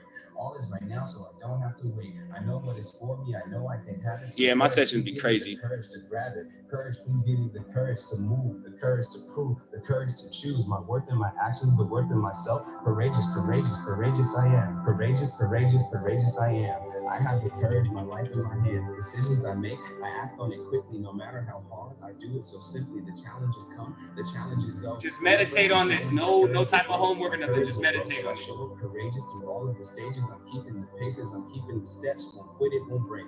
All is right now, so I don't have to wait. I know what is for me. I know I can have it. So courage, please give me the courage to grab it. Courage, please give me the courage. This is also for sale if you quote me a good price. To choose my worth and my actions, the worth of myself. Courageous, courageous, courageous I am. Courageous, courageous, courageous I am. I have the courage, my life in my hands. Decisions I make, I act on it quickly, no matter how hard. I do it so simply. The challenges come, the challenges go. Whenever I'm challenged, my courage will grow. My courage will grow till I show up courageous through all of the stages. I'm keeping the paces, I'm keeping the steps. Won't quit, it won't break. All is right now, so I don't have to wait. I know what is for me, I know I can have it. So courage, please give me the courage to grab it. Courage, please give me the courage to move, the courage to prove, the courage to choose my worth and my actions, the worth of myself. Courageous, courageous, courageous I am. Courageous, courageous, courageous I am. I have the courage, my life in my hands. Decisions I make, I act on it quickly, no matter how hard. I do it so simply. The challenges come, the challenges go. Whenever I'm challenged, my courage will grow. My courage will grow till I show up courageous through all of the stages. I'm keeping the paces, I'm keeping the steps. Won't quit, it won't break. All is right now, so I don't have to wait. I know what is for me, I know I can have it. So courage, please give me the courage to grab it. Courage, please give me the courage to move, the courage to prove, the courage to choose my worth and my actions, the worth of myself. Courageous, courageous, courageous I am. Courageous, courageous, courageous I am. I have the courage, my life in my hands. Decisions I make, I act on it quickly, no matter how hard. I do it so simply. The challenges come, the challenges go. Whenever I'm challenged, my courage will grow. My courage will grow till I show up courageous through all of the stages. I'm keeping the paces, I'm keeping the steps. Won't quit, it won't break. All is right now, so I don't have to wait. I know what is for me, I know I can have it. So courage, please give me the courage to grab it. Courage, please give me the courage to move, the courage to prove, the courage to choose my worth and my actions, the worth of myself. Courageous, courageous, courageous I am. Courageous, courageous, courageous I am. I have the courage, my life in my hands. Decisions I make, I act on it quickly, no matter how hard. I do it so simply. The challenges come, the challenges go. Whenever I'm challenged, my courage will grow. My courage will grow till I show up courageous through all of the stages. I'm keeping the paces, I'm keeping the steps. Won't quit, it won't break. All is right now, so I don't have to wait. I know what is for me, I know I can have it. So courage, please give me the courage to grab it. Courage, please give me the courage to move, the courage to prove, the courage to choose my worth and my actions, the worth of myself. Courageous, courageous, courageous I am. Courageous, courageous, courageous I am. I have the courage, my life in my hands. Decisions I make, I act on it quickly, no matter how hard. I do it so simply. The challenges come, the challenges go. Whenever I'm challenged, my courage will grow. My courage will grow till I show up courageous through all of the stages. I'm keeping the paces, I'm keeping the steps. Won't quit, it won't break. All is right now, so I don't have to wait. I know what is for me, I know I can have it. So courage, please give me the courage to grab it. Courage, please give me the courage to move, the courage to prove, the courage to choose my worth and my actions, the worth of myself. Courageous, courageous, courageous I am. Courageous, courageous, courageous I am. I have the courage, my life in my hands. Decisions I make, I act on it quickly, no matter how hard. I do it so simply. The challenges come, the challenges go. Whenever I'm challenged, my courage will grow. My courage will grow till I show up courageous through all of the stages. I'm keeping the paces, I'm keeping the steps. Won't quit, it won't break. All is right now, so I don't have to wait. I know what is for me, I know I can have it. So courage, please give me the courage to grab it. Courage, please give me the courage to move, the courage to prove, the courage to choose my worth and my actions, the worth of myself. Courageous, courageous, courageous I am. Courageous, courageous, courageous I am. I have the courage, my life in my hands. Decisions I make, I act on it quickly, no matter how hard. I do it so simply. The challenges come, the challenges go. Whenever I'm challenged, my courage will grow. My courage will grow till I show up courageous through all of the stages. I'm keeping the paces, I'm keeping the steps. Won't quit, it won't break.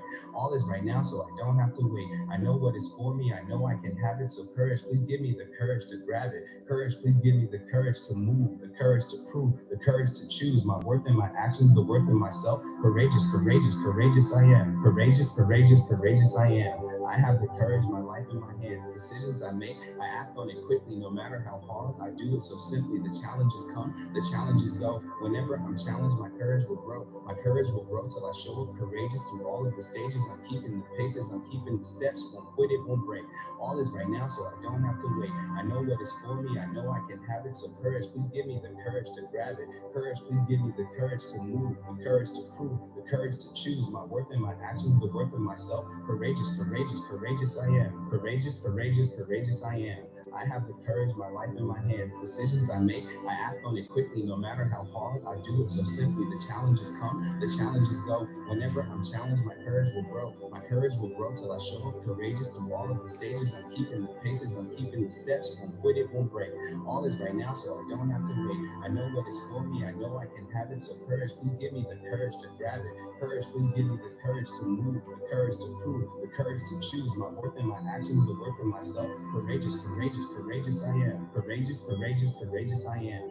I have the courage, my life in my hands. Decisions I make, I act on it quickly, no matter how hard. I do it so simply. The challenges come, the challenges go. Whenever I'm challenged, my courage will grow. My courage will grow till I show up courageous through all of the stages. I'm keeping the paces, I'm keeping the steps. Won't quit it, won't break. All is right now, so I don't have to wait. I know what is for me, I know I can have it. So courage, please give me the courage to grab it. Courage, please give me the courage to move, the courage to prove, the courage to choose my worth and my actions, the worth of myself. Courageous, courageous, courageous I am. Courageous, courageous, courageous I am. I have the courage, my life in my hands. Decisions I make, I act on it quickly, no matter how hard. I do it so simply. The challenges come, the challenges go. Whenever I'm challenged, my courage will grow. My courage will grow till I show up courageous through all of the stages. I'm keeping the paces, I'm keeping the steps. Won't quit it, won't break.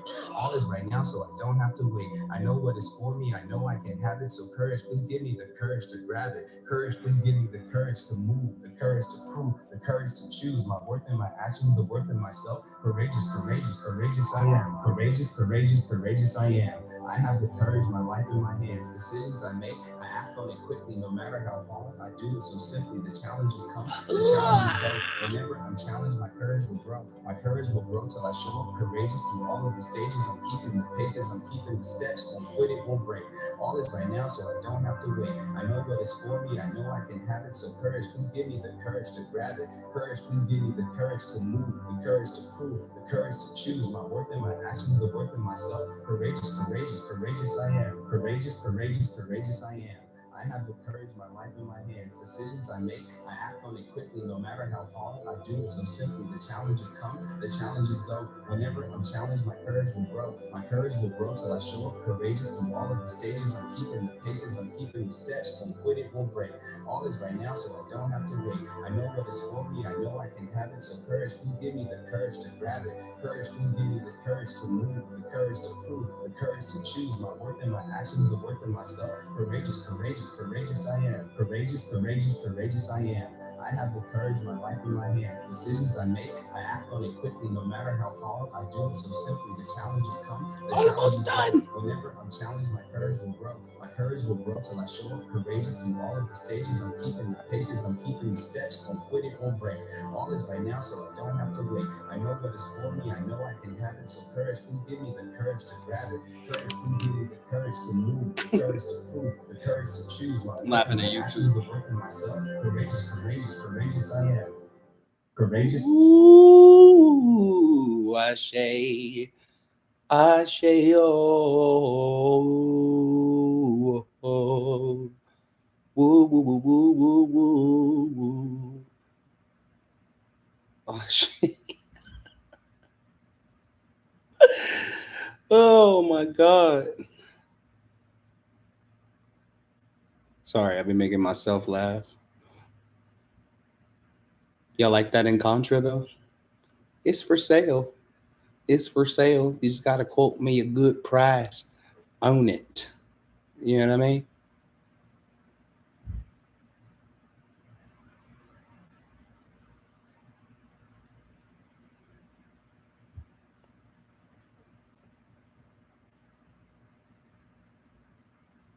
Somebody said no, sorry. You ain't like it? That's okay. Cause it wasn't for you in the first place. Woohoo! Wasn't for you. Ah.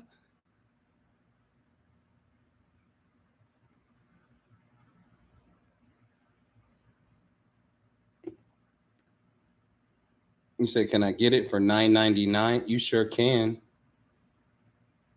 Said I was watching and fell into half sleep, awake. If somebody else says anything to me about hypnosis, I'm gonna lose my mind. Apparently, it's a natural state of the things that I do. Mm, mm, mm, mm. So true, so true.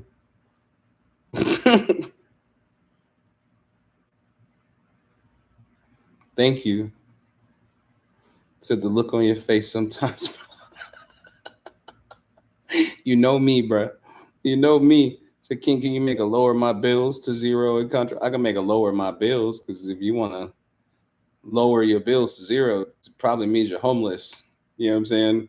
I don't want to say to zero because ain't no telling how that's gonna turn out. There's no telling how it's gonna turn out. Oh, I got a surprise for y'all, real quick. Although I'm sensitive about my shh. You know what I'm saying? Jazz and Miguel already heard it. So I've been working on I worked on a song today. I worked on a song today. Yeah, I know how I leave little I call them cute footnotes for my queen.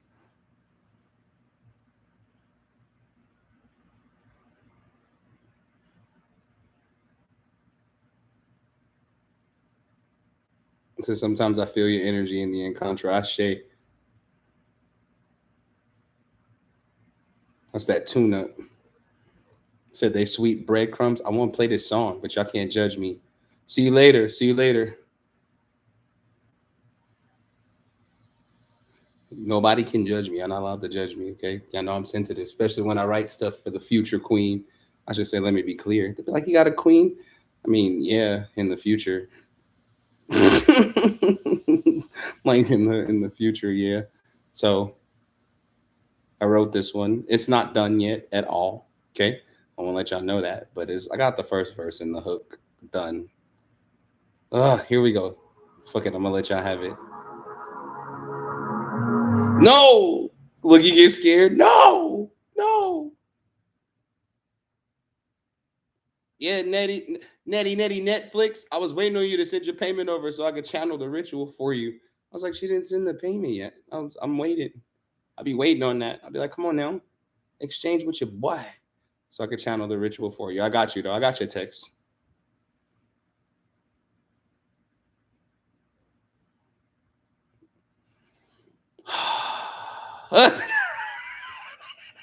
Why do I do this every single time? I'm trying to show y'all something.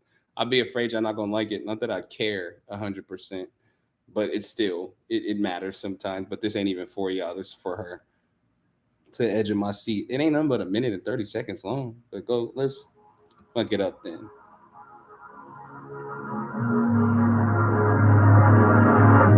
I want you to know that I'm never gonna give up hope that I'll find you. When you forget, I'll remind you that you were made for me and I was made for you.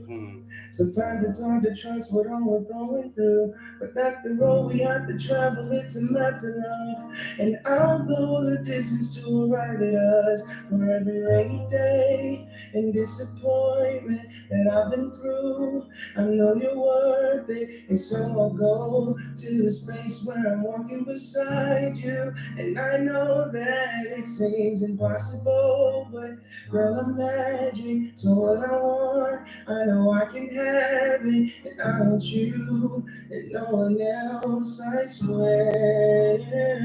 I see you,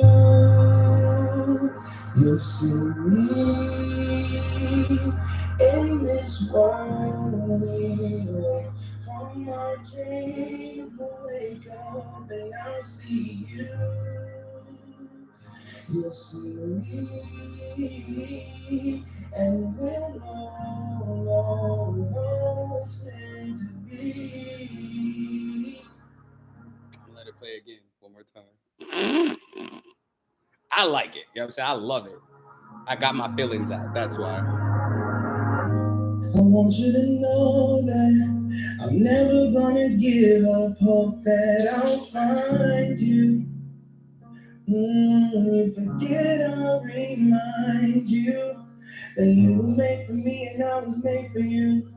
Sometimes it's hard to trust what all we're going through, but that's the road we have to travel. It's a map to love, and I'll go the distance to arrive at us. For every rainy day and disappointment that I've been through, I know you're worth it, and so I'll go to the space where I'm walking beside you. And I know that it seems impossible, but girl, I'm magic. So what I want, I know I can have it, and I want you and no one else, I swear. I see you, You'll see me in this world when we awake from my dreams. We'll wake up and I'll see you. You'll see me and we'll know it's meant to be. I'll see you tomorrow. Tomorrow is a survival mode. I want you to know that I'm never gonna give up hope that I'll find you. When you forget, I'll remind you that you were made for me and I was made for you. Sometimes it's hard to trust what all we're going through, but that's the road we have to travel. It's a map to love, and I'll go the distance to arrive at us. For every rainy day and disappointment that I've been through, I know you're worth it, and so I'll go to the space where I'm walking beside you, and I know that Oh it's yeah, Miguel told me. impossible, but Thinking on it. girl, imagine. So what I want, I know I can have it, and I want you and no one else, I swear. I see you, you see me in this world when we awake from our dreams. We'll wake up and I'll see you. You'll see me, and we'll know it's meant to be. I'm gonna let it play one more time. I hope y'all don't mind. I love it. I just recorded it today, so it's like as much as y'all hearing it right now, so am I. I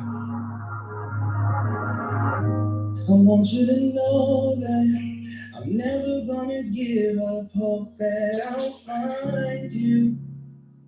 When you forget, I'll remind you that you were made for me and I was made for you. Yes. Sometimes it's hard to trust what all we're going through, but that's the road we have to travel. It's a map to love, and I'll go the distance to arrive at us. For every rainy day and disappointment that I've been through, I know you're worth it, and so I'll go to the space where I'm walking beside you, and I know that it seems impossible, but girl, imagine. So what I want, I know I can have it, and I want you and no one else, I swear.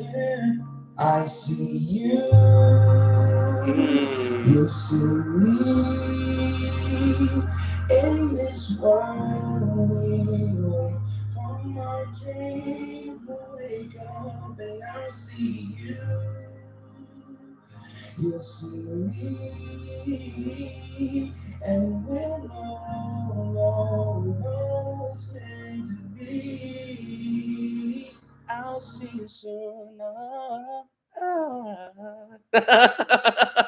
Hey, on that second verse, you know I'm gonna run it all over the damn place. I'm gonna run it. But yeah, that's for the future queen. Gotta end it hard. Like the jazz, the harmony's gonna be they're gonna be stupid. You hear me? The harmony's gonna be dumb. You know what I'm talking about? Like I just had to write that today. I was writing it and then I had to get to a session, so I had to stop. I wrote that in like probably 20 minutes because it was what was on my heart. I was thinking to myself, I'll probably play it again too. I was thinking to myself, how can I send a signal out to my queen without too much pressure to let her know that I'm still here? Because when you're at a certain level of power within yourself, within your own journey, you do have the power to hide yourself. And I'm really good at hiding. So I can even hide from her. I don't care what the universe orchestrates. I can feel an orchestration and then make a left. Like, whoop, I'm gonna go over here. And so I'm like, I need to let her know that I haven't given up just because I'm not sending constant signals like I used to, the way I used to obsess. You know what I'm saying? So then I just write her songs. Like how bad do you want my love? How bad do you want my love? It all started in kindergarten. You know, I'm about to play it. I don't know, it was just something about it. It made me feel like, hey, I was missing out on real life. Too young to be thinking husband now, right? Because I just wanted to know when she pull up that I was always on her pockets. Sort of ass and playing.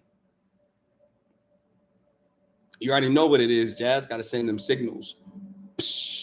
I'll be sending them hard. Like, I'm a lover, so when I'm not loving, I feel awkward. So I got to put the love somewhere. Feel me? Got to put it, do something with it. Telling. It all started in kindergarten. Okay. I don't know, it was just something about it. It made me feel like I was missing out on real life. Too young to be thinking of the new life.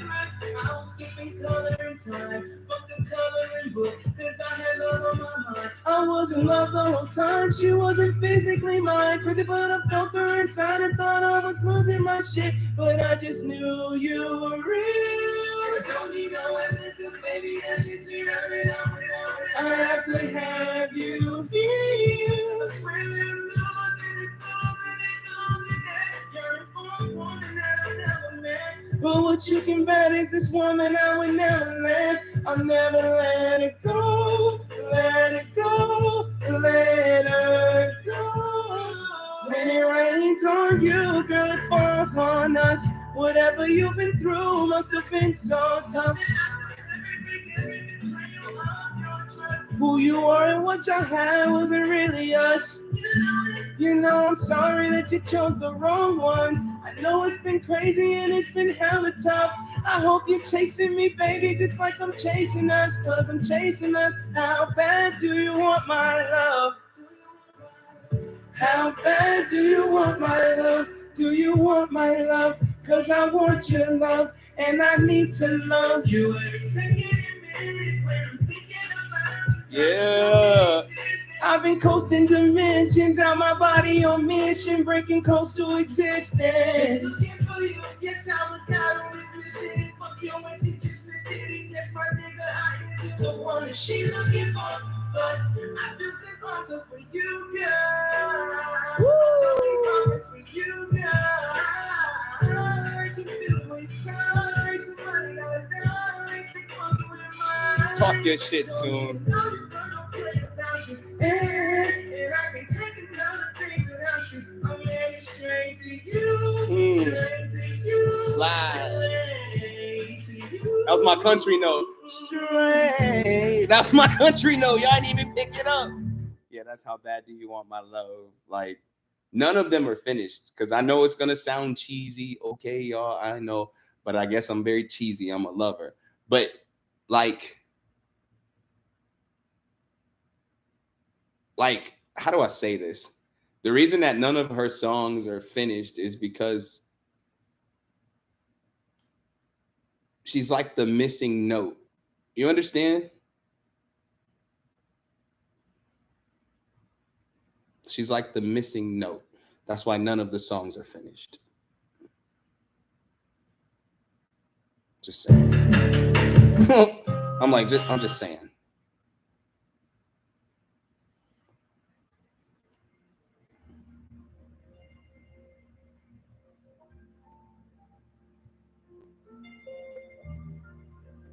Said, no, you gonna finish those songs? Yeah, when she pull up, Jazz, I swear. Mountains and valleys, I've searched through and through.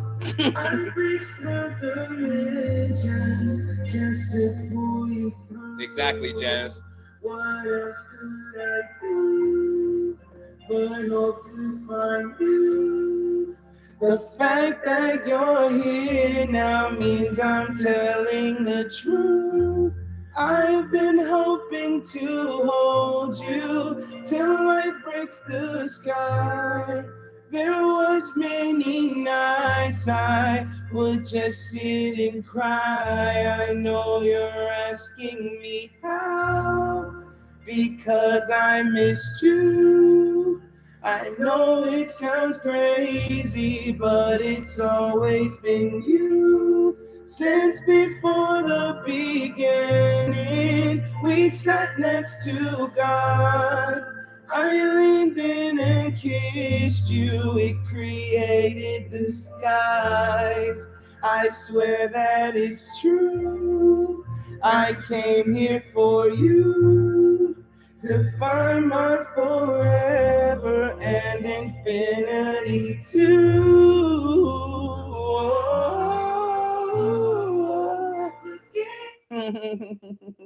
I love it. I love it. He said, "I don't see no hearts. Run it up." Said this the shit I would have done for jazz if I could sing, bro. You better get in there. Do it anyway. Do it anyway. Do you believe in fairy tales? I studied them all. I know them so well. But this is something different. Got me all in my feelings. I love how we chillin'. I'm happy and I'm healing. God damn it, I think I'm in love. Tell me how you did it like that. Your love is the best, all facts. If I gotta chase a bag, I'ma get it and then get right back to you. I miss you already. Yeah. Talk that shit, son. I just don't get it yet. I'm all up in my feelings and I ain't even hit it yet. Ooh, but when I think about hitting it and making love room spinning like a ceiling fan, damn, I'm all up in your water like higher planes in the Yanni. I done caught a flight. Would it be right? Ain't no landing. My queen, I bow at your throne and I'm not empty-handed. I forever already planned it. My goddess, I offer you planets. Yeah, look, none of them are finished though. That's crazy, right? I'm so serious about that. She's like the missing note. She's like the missing verse. You know what I'm saying? What if she can sing? She's gonna finish this. So I'm back, was talking to the babies. Oh, how the babies doing? She's like the missing piece, man. I'm telling you. That's just how I feel. Nah. Nah. Steven says she gotta finish it. I hear you exactly. It's an album of duets. That's fine. Exactly. Exactly. She gotta finish it. It would suck if she pull up and she don't sing at all. Like what? So when you finish, are you gonna release them? Of course. I just don't want to put them out in the world without her permission because it's all about her. You know what I'm saying? I got other stuff that I can put out. Not facts, bro. She got to have a voice. She got to be able to sing. It's one of those things that I won't lax on. I don't know why. I'm just like, nah. Either she sings really well, or her poetry is like mind bending. And I could do some. I could get some spoken words on some of these records. Like it's not hard. Like definitely get some spoken word on there. Some words that's spoken. some words that's spoken.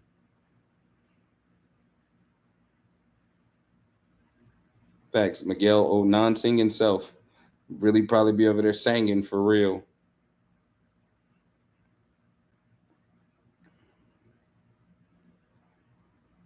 So it's my jam. It's my jam. So she the DNA to your synergy. Yup. She's like the missing molecule that makes water. She's like she's like the reason clouds form. She's like she's like a vapor in the air, this unknown discovery scientifically. She's like everything. Like you said what? You said the way you look when you think about her, man, gotta I mean, most people feel like they're crazy for desiring that. I don't think I'm crazy. Like I know what I want. I know what I want. I've been writing songs for her for years. Let me see. Let me go to my SoundCloud. Y'all know where it's at. I've been writing songs for her for years. And I know it's gonna sound dirty, and I don't want nobody to judge me. But a lot of my exes thought the songs that I was writing was about them. They was like, "This is so sweet." I'm like, "This is not about you." Like, but you're talking about love. Like, yeah, not yours. I've been praying for you. You know what I'm saying? I don't know what you.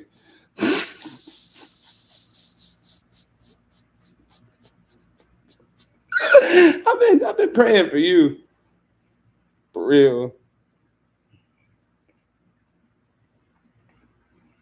So you should see it, understand, because I would love someone to feel that way about me. Believe it or not, there's a lot of people. Well, there's nobody alive like me, but there's a lot of people like me in that nature. Like they love love, but when you speak love against people who hate love, they fill it with hate. They fill that space up with hate, and you don't want to express it no more.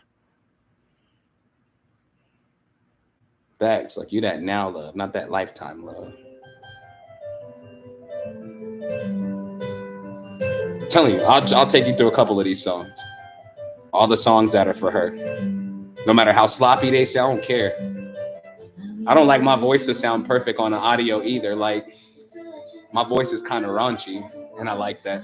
I'm rapping on this though, but my voice is kind of raunchy.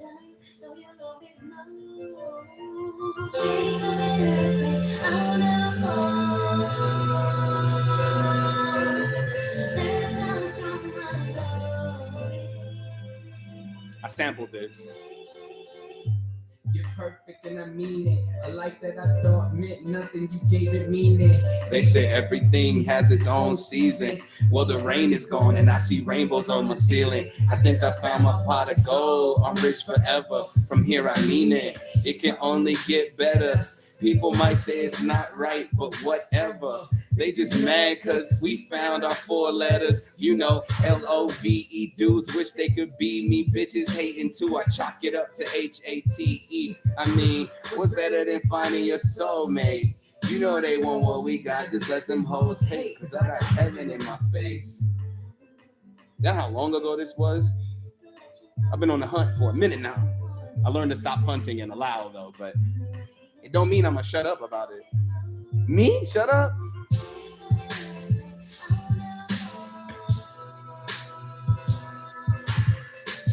I produced the hell out this beat. Way back in the day.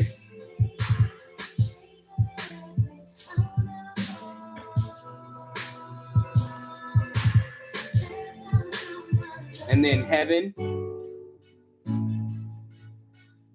Y'all wanna hear Giorgio the Babyface Jr.? I didn't have no facial hair when I recorded this. 0.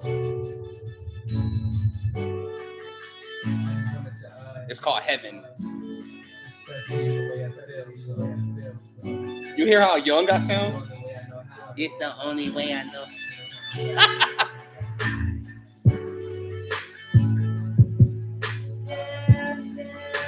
Listen to my voice.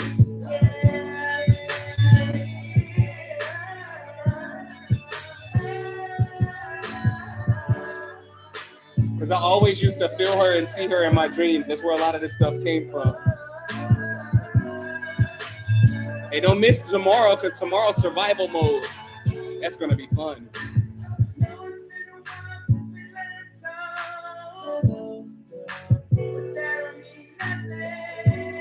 What? Because, girl, you mean something to me, to me, to me. Yeah. Woo. Yeah. And, girl, I ain't friend. Together, me and you can do anything. We could take over the world, long as you're my girl. Telling you the truth, I'm not right without you. I know that you were meant for me, and I don't want to wake up, because you're the girl of my dreams. God must be angry, think he might hate me, because I stole an angel from heaven. But I don't care, it's whatever, this feels like heaven.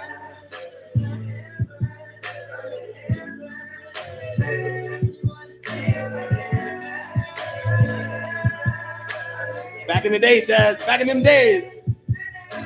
You say that there's a lot of things different. I know that you're the one that I'm missing. Been looking, it's been my life's mission. I fell for you hard, I've been slipping. Yeah, hope you know I got your attention. And the voice in your head, I hope you listen. Cause it'll probably say that I'm the one for you. Keep me first, I don't wanna be number two, yeah. Hey, Jazz, how I did this one, the reason I even wrote to it is because it sounds like two different songs, and you'll hear it at the end. I don't know if I played this for you already, but everybody was using the same note.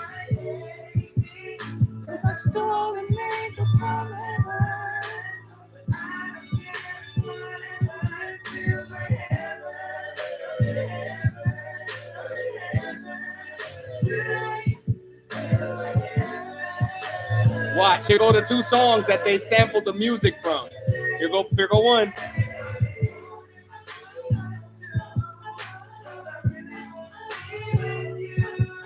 But God is telling you to come home.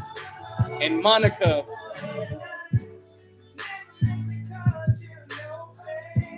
I just switched the words up. He just wants his angel back cause they're one in the same. And I only want to make things right. Said I just went from chilling to throwing it back. Oh, Lord.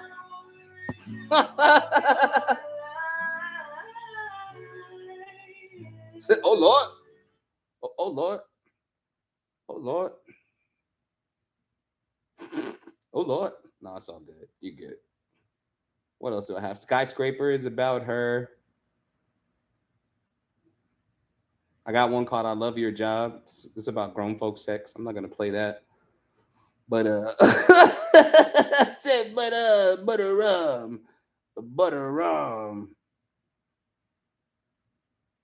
And I had more on like my old YouTube page, but I got rid of it. But then that, when I'm far away, the distance kills me cause I can't be next to you. I thought I downloaded it. My heart returns to you. Oh, that's gone forever. Hey, that's gone forever. Not even gonna hold you. Said, what were those samples from? It was that one song, I'm torn in between the two, cause I really wanna be with you. And then the other one was Monica, and I never meant to cause you no pain. Same note structure. Yeah, you missed it. You missed the in contra. You missed the contra. The contra. I could have sworn I downloaded it. Now I'm kind of mad because I thought I downloaded everything from that page. It's probably under a different name in here. I gotta look real quick.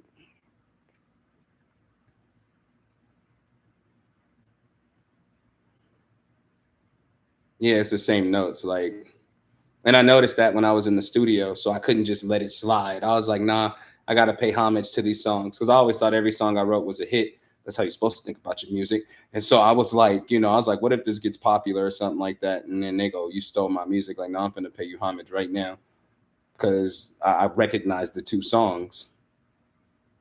Because every woman that I knew back at that time was listening to that song often. Torn in between the two. I'm like, girl, you ain't doing nothing. Like you ain't doing nothing. But everybody was in their feelings back in the day. It was kind of cool to be in your feelings. You got relationship trauma. You ain't never even been in a relationship. I don't even know why half of us listen to Drew Hill coming up. We were 5 steps. No, we weren't. Like, we didn't. What are you talking about? The most you had was a school crush. Like, let that shit go. Let it go. Get over yourself. Go ahead and get over yourself. So, wrap it up. Cisco, even though it seems I have everything, I don't want to be a lonely fool. Couldn't even relate. All of the women, all the expensive cars, all of the money don't amount to you. We was without you, girl. My life isn't. Like, if you don't take your ass to school and do your homework, do your homework. What are you in here talking about? Pretty Ricky. Can we make it like it was? First kiss, first love. Can we make it like it was that I had for you? I can't explain it for you, girl, because I've been around the world. Couldn't even relate, but we were still sitting there acting like it. It's the snaps. That's how people fall in love. Yeah. You said "And Leave, Get Out" by JoJo. Couldn't even relate, but we was in there like we could. That's why we are the way we are today. I just want to let y'all know that we're not this way for nothing. We're this way. We did it to ourselves. I just want to go on record and say that we totes my goats did it to ourselves. Like we just too grown. We was too grown, too damn grown. Like how your heart broke. You just met her yesterday. I got feelings. How does your girlfriend? Y'all just met in first period. But I like her. But I like her. You know, sit your ass down and won't you go sit over there and color something? won't you go color something? Now, you know what song was my song? And I actually went through a lot. So I thought I could finally measure up to it. I never really got the pain that Tank was singing in this song. I'm finna play it right now. Ooh. I can never fathom the pain, but I felt like I was damn close. Let me share the song with you now.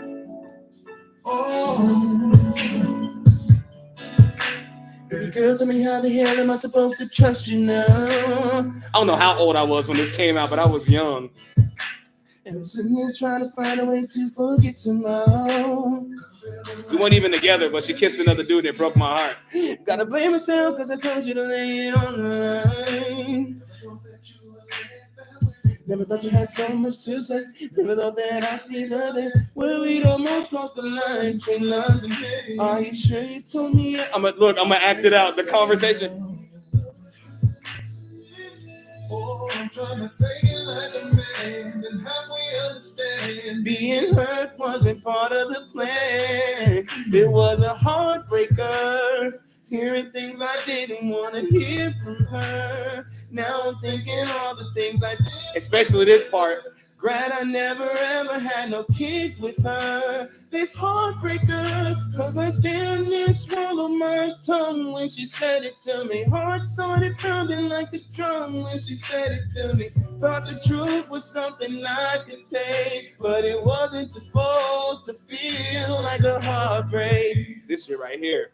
But the fact of the matter is, I thought that I'd be cool.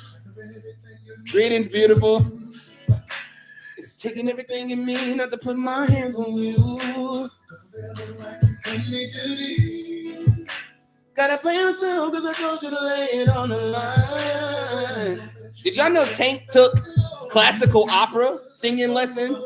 That's why his ass be blowing like that. Don't need no surprises now. Greetings, beautiful. How are you? How you been, Shauna? It's been forever. We ain't spoken forever. Where you been? Oh, it was a heartbreaker, yeah. Wanna hear from her. Things I did for her, yeah. But I never. Yeah, it's a classical opera singer.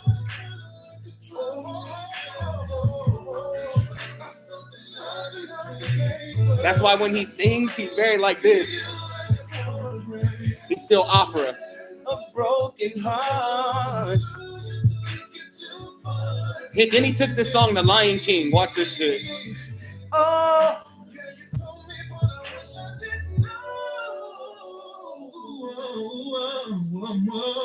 Here go The Lion King.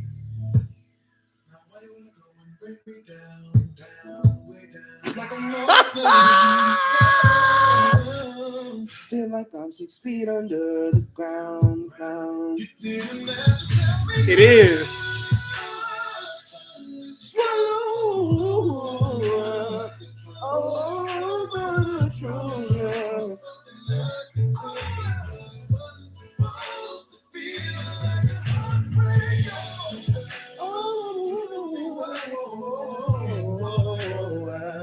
S.O.R. Yeah, they're on YouTube. Oh, this heartbreaker. What'd he say? Just ran through my love like a raging bull. Come on now. Feel like a heartbreaker. We both feel it right now.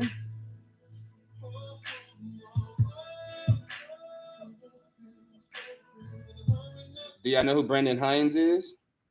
Yeah, it has been forever. Shauna, where you been? I'm coming for all your left shoes. Where you been? Look at my face. Where you been? I like artists that people didn't really get, you know, they didn't get to see because they linked up with people like JD and stuff like that. And I'm not saying JD is a bad person, but anytime an artist link up with this man, their career just, their whole career just, it just slumps over. You know what I'm saying?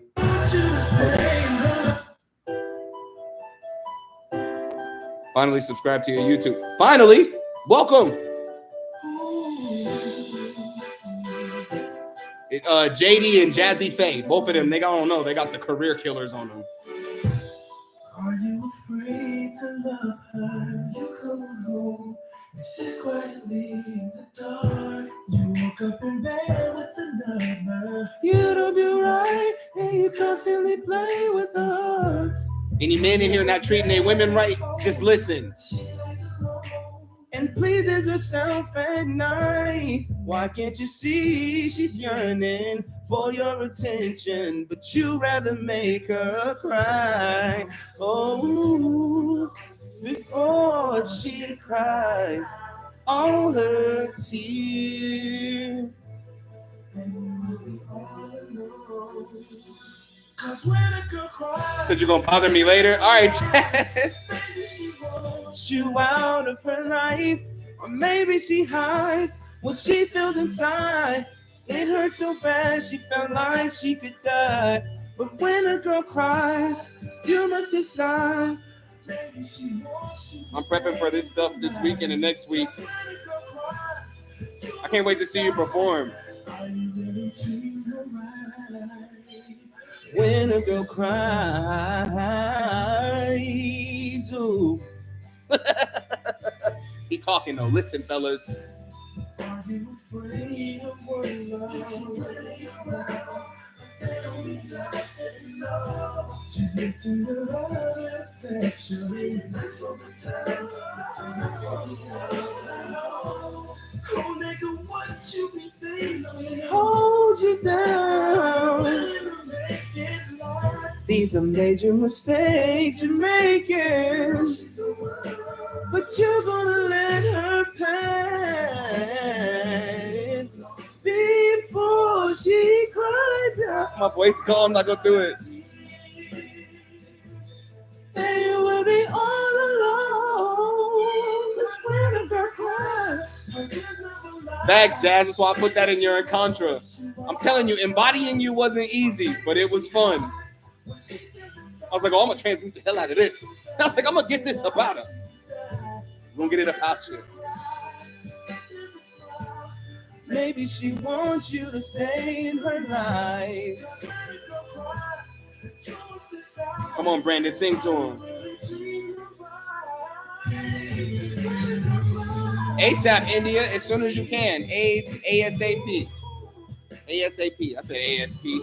As soon as possible.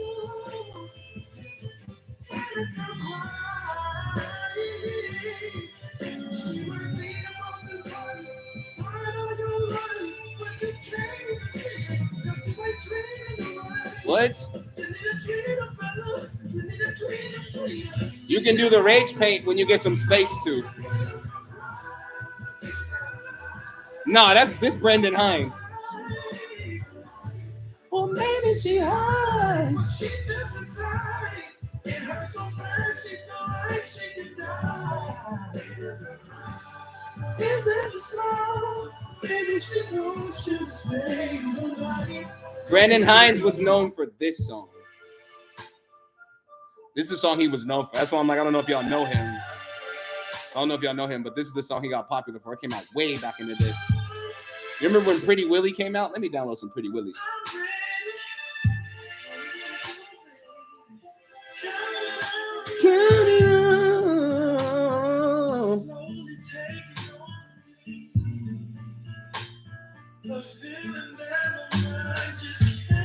Ooh, got the Pretty Willie right here. I realize that don't sound right, but y'all knew what I meant.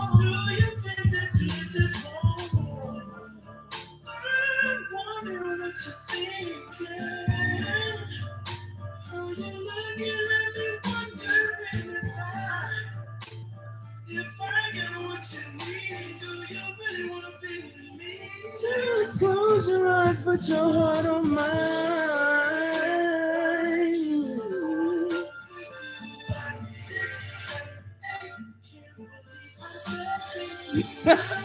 We're all into it, but does this make you?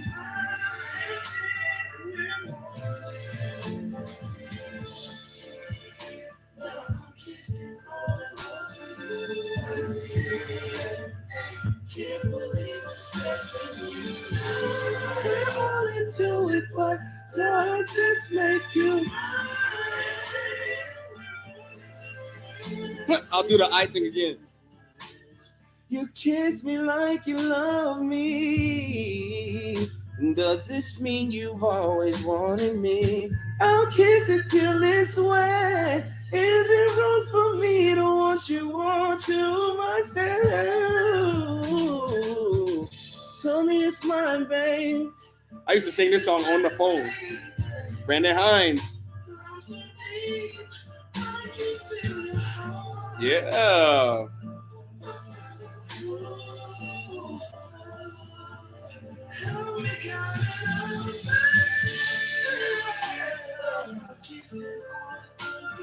Hines, Hines.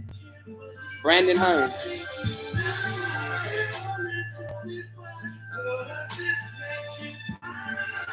I'm saying this had to leave girlies wet back in the day, you know what I'm saying? I bang this out on the phone at any moment. It could be 2:30 in the morning. Can't believe I'm texting you. Does this make you mine?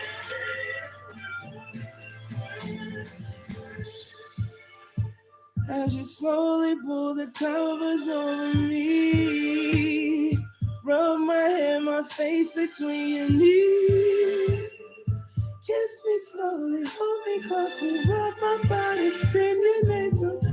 Y'all had to see it be made. Yeah, go. That R&B playlist gonna have you right. I got some other jams for you.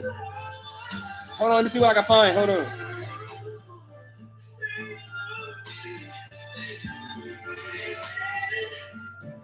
Sometimes it feels good.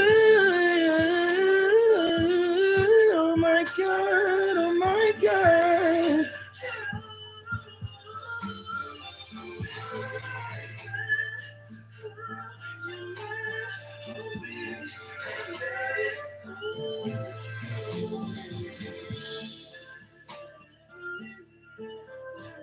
I realize in this moment I look really sexy with the sun hitting me. I'm not doing it on purpose. Then start with the painting and then tackle your room.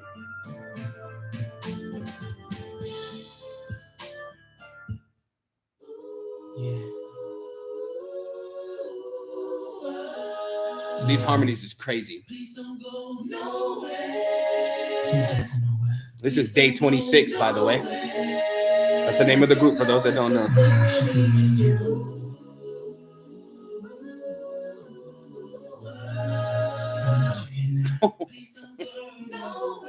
Said you already know I want to start with the painting right now. Do it right now. When the inspiration strikes, it's time. Don't procrastinate. Don't wait on it. Get to it. Yep, this is their first album. I do believe, yeah. This is the first one. Diddy a career killer too. So I won't put that out there. Day 26 should have went way further. Oh no, Co-Star is my shit. Co-Star is my shit. No. Come in where it's warm. Ooh, whoa.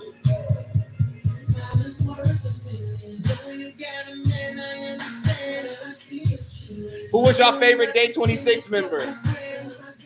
Mine was Robert. Mine was Robert and Brian. You know, Robert had the he was running it. Brian had the high.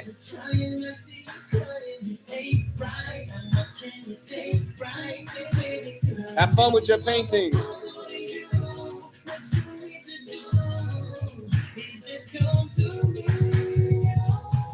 You have the key, unlock the door. Gonna stand outside in the cold no more. I got a place that you can be safe at. I told you before, walk in, what you waiting on? Come in, come in.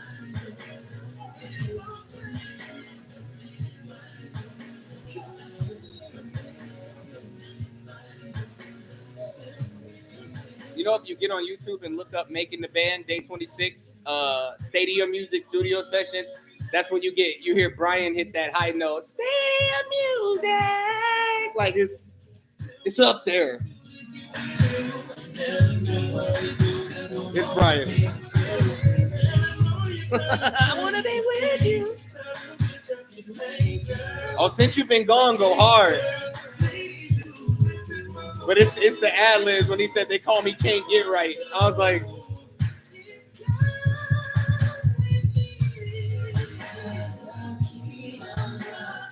oh, no facts.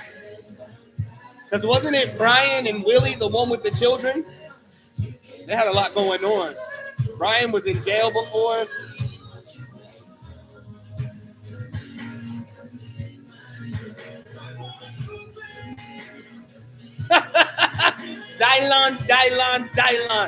Dylon.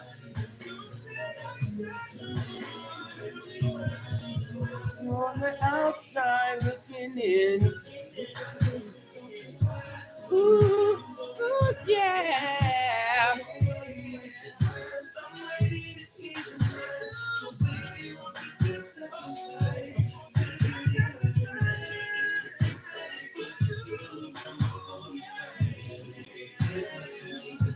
There go Brian with this note.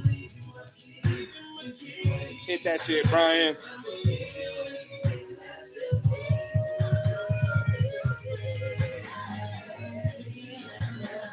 When my voice come back, I'm gonna hit that hoe for y'all one time. Give you everything that you need. Oh, but here go that co-star. I like how they did co-star. Like whoever wrote co-star had that. You had to have a smooth, jazzy vibe for this. Like you could tell they had fun. And the drums go hard in this song too.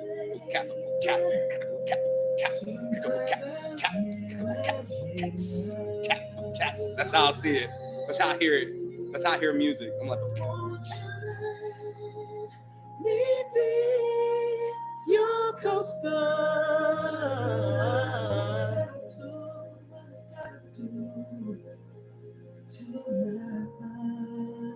It's the notes for me.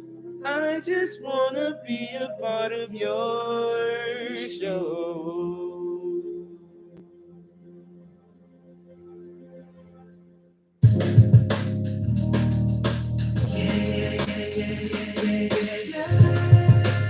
I like the part at the end when he go, yeah. That's my shit. Now it's late. I can't even pretend I've been sleeping for a day at my place. Both of our bodies fiending, so I'll play. Girl, your shape makes me wanna concentrate. Do whatever. Oh. What do you have in store for me, girl? It's looking like one of those nights where we don't get no sleep. Q was hard. He was emotional, but he was hard. Baby, I'm anxious. I'm trying to focus. Will I be able to take this? We both know what go down tonight. Oh, feel the vibe. All I wanna do is co-star. I'm in the right place at the right time.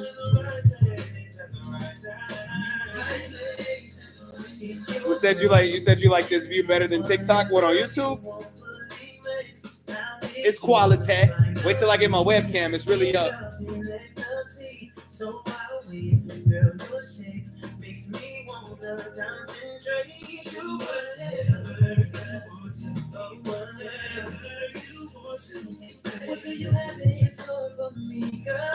Q.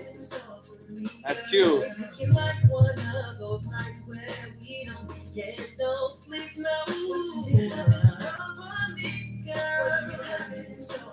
Sing that shit, bro.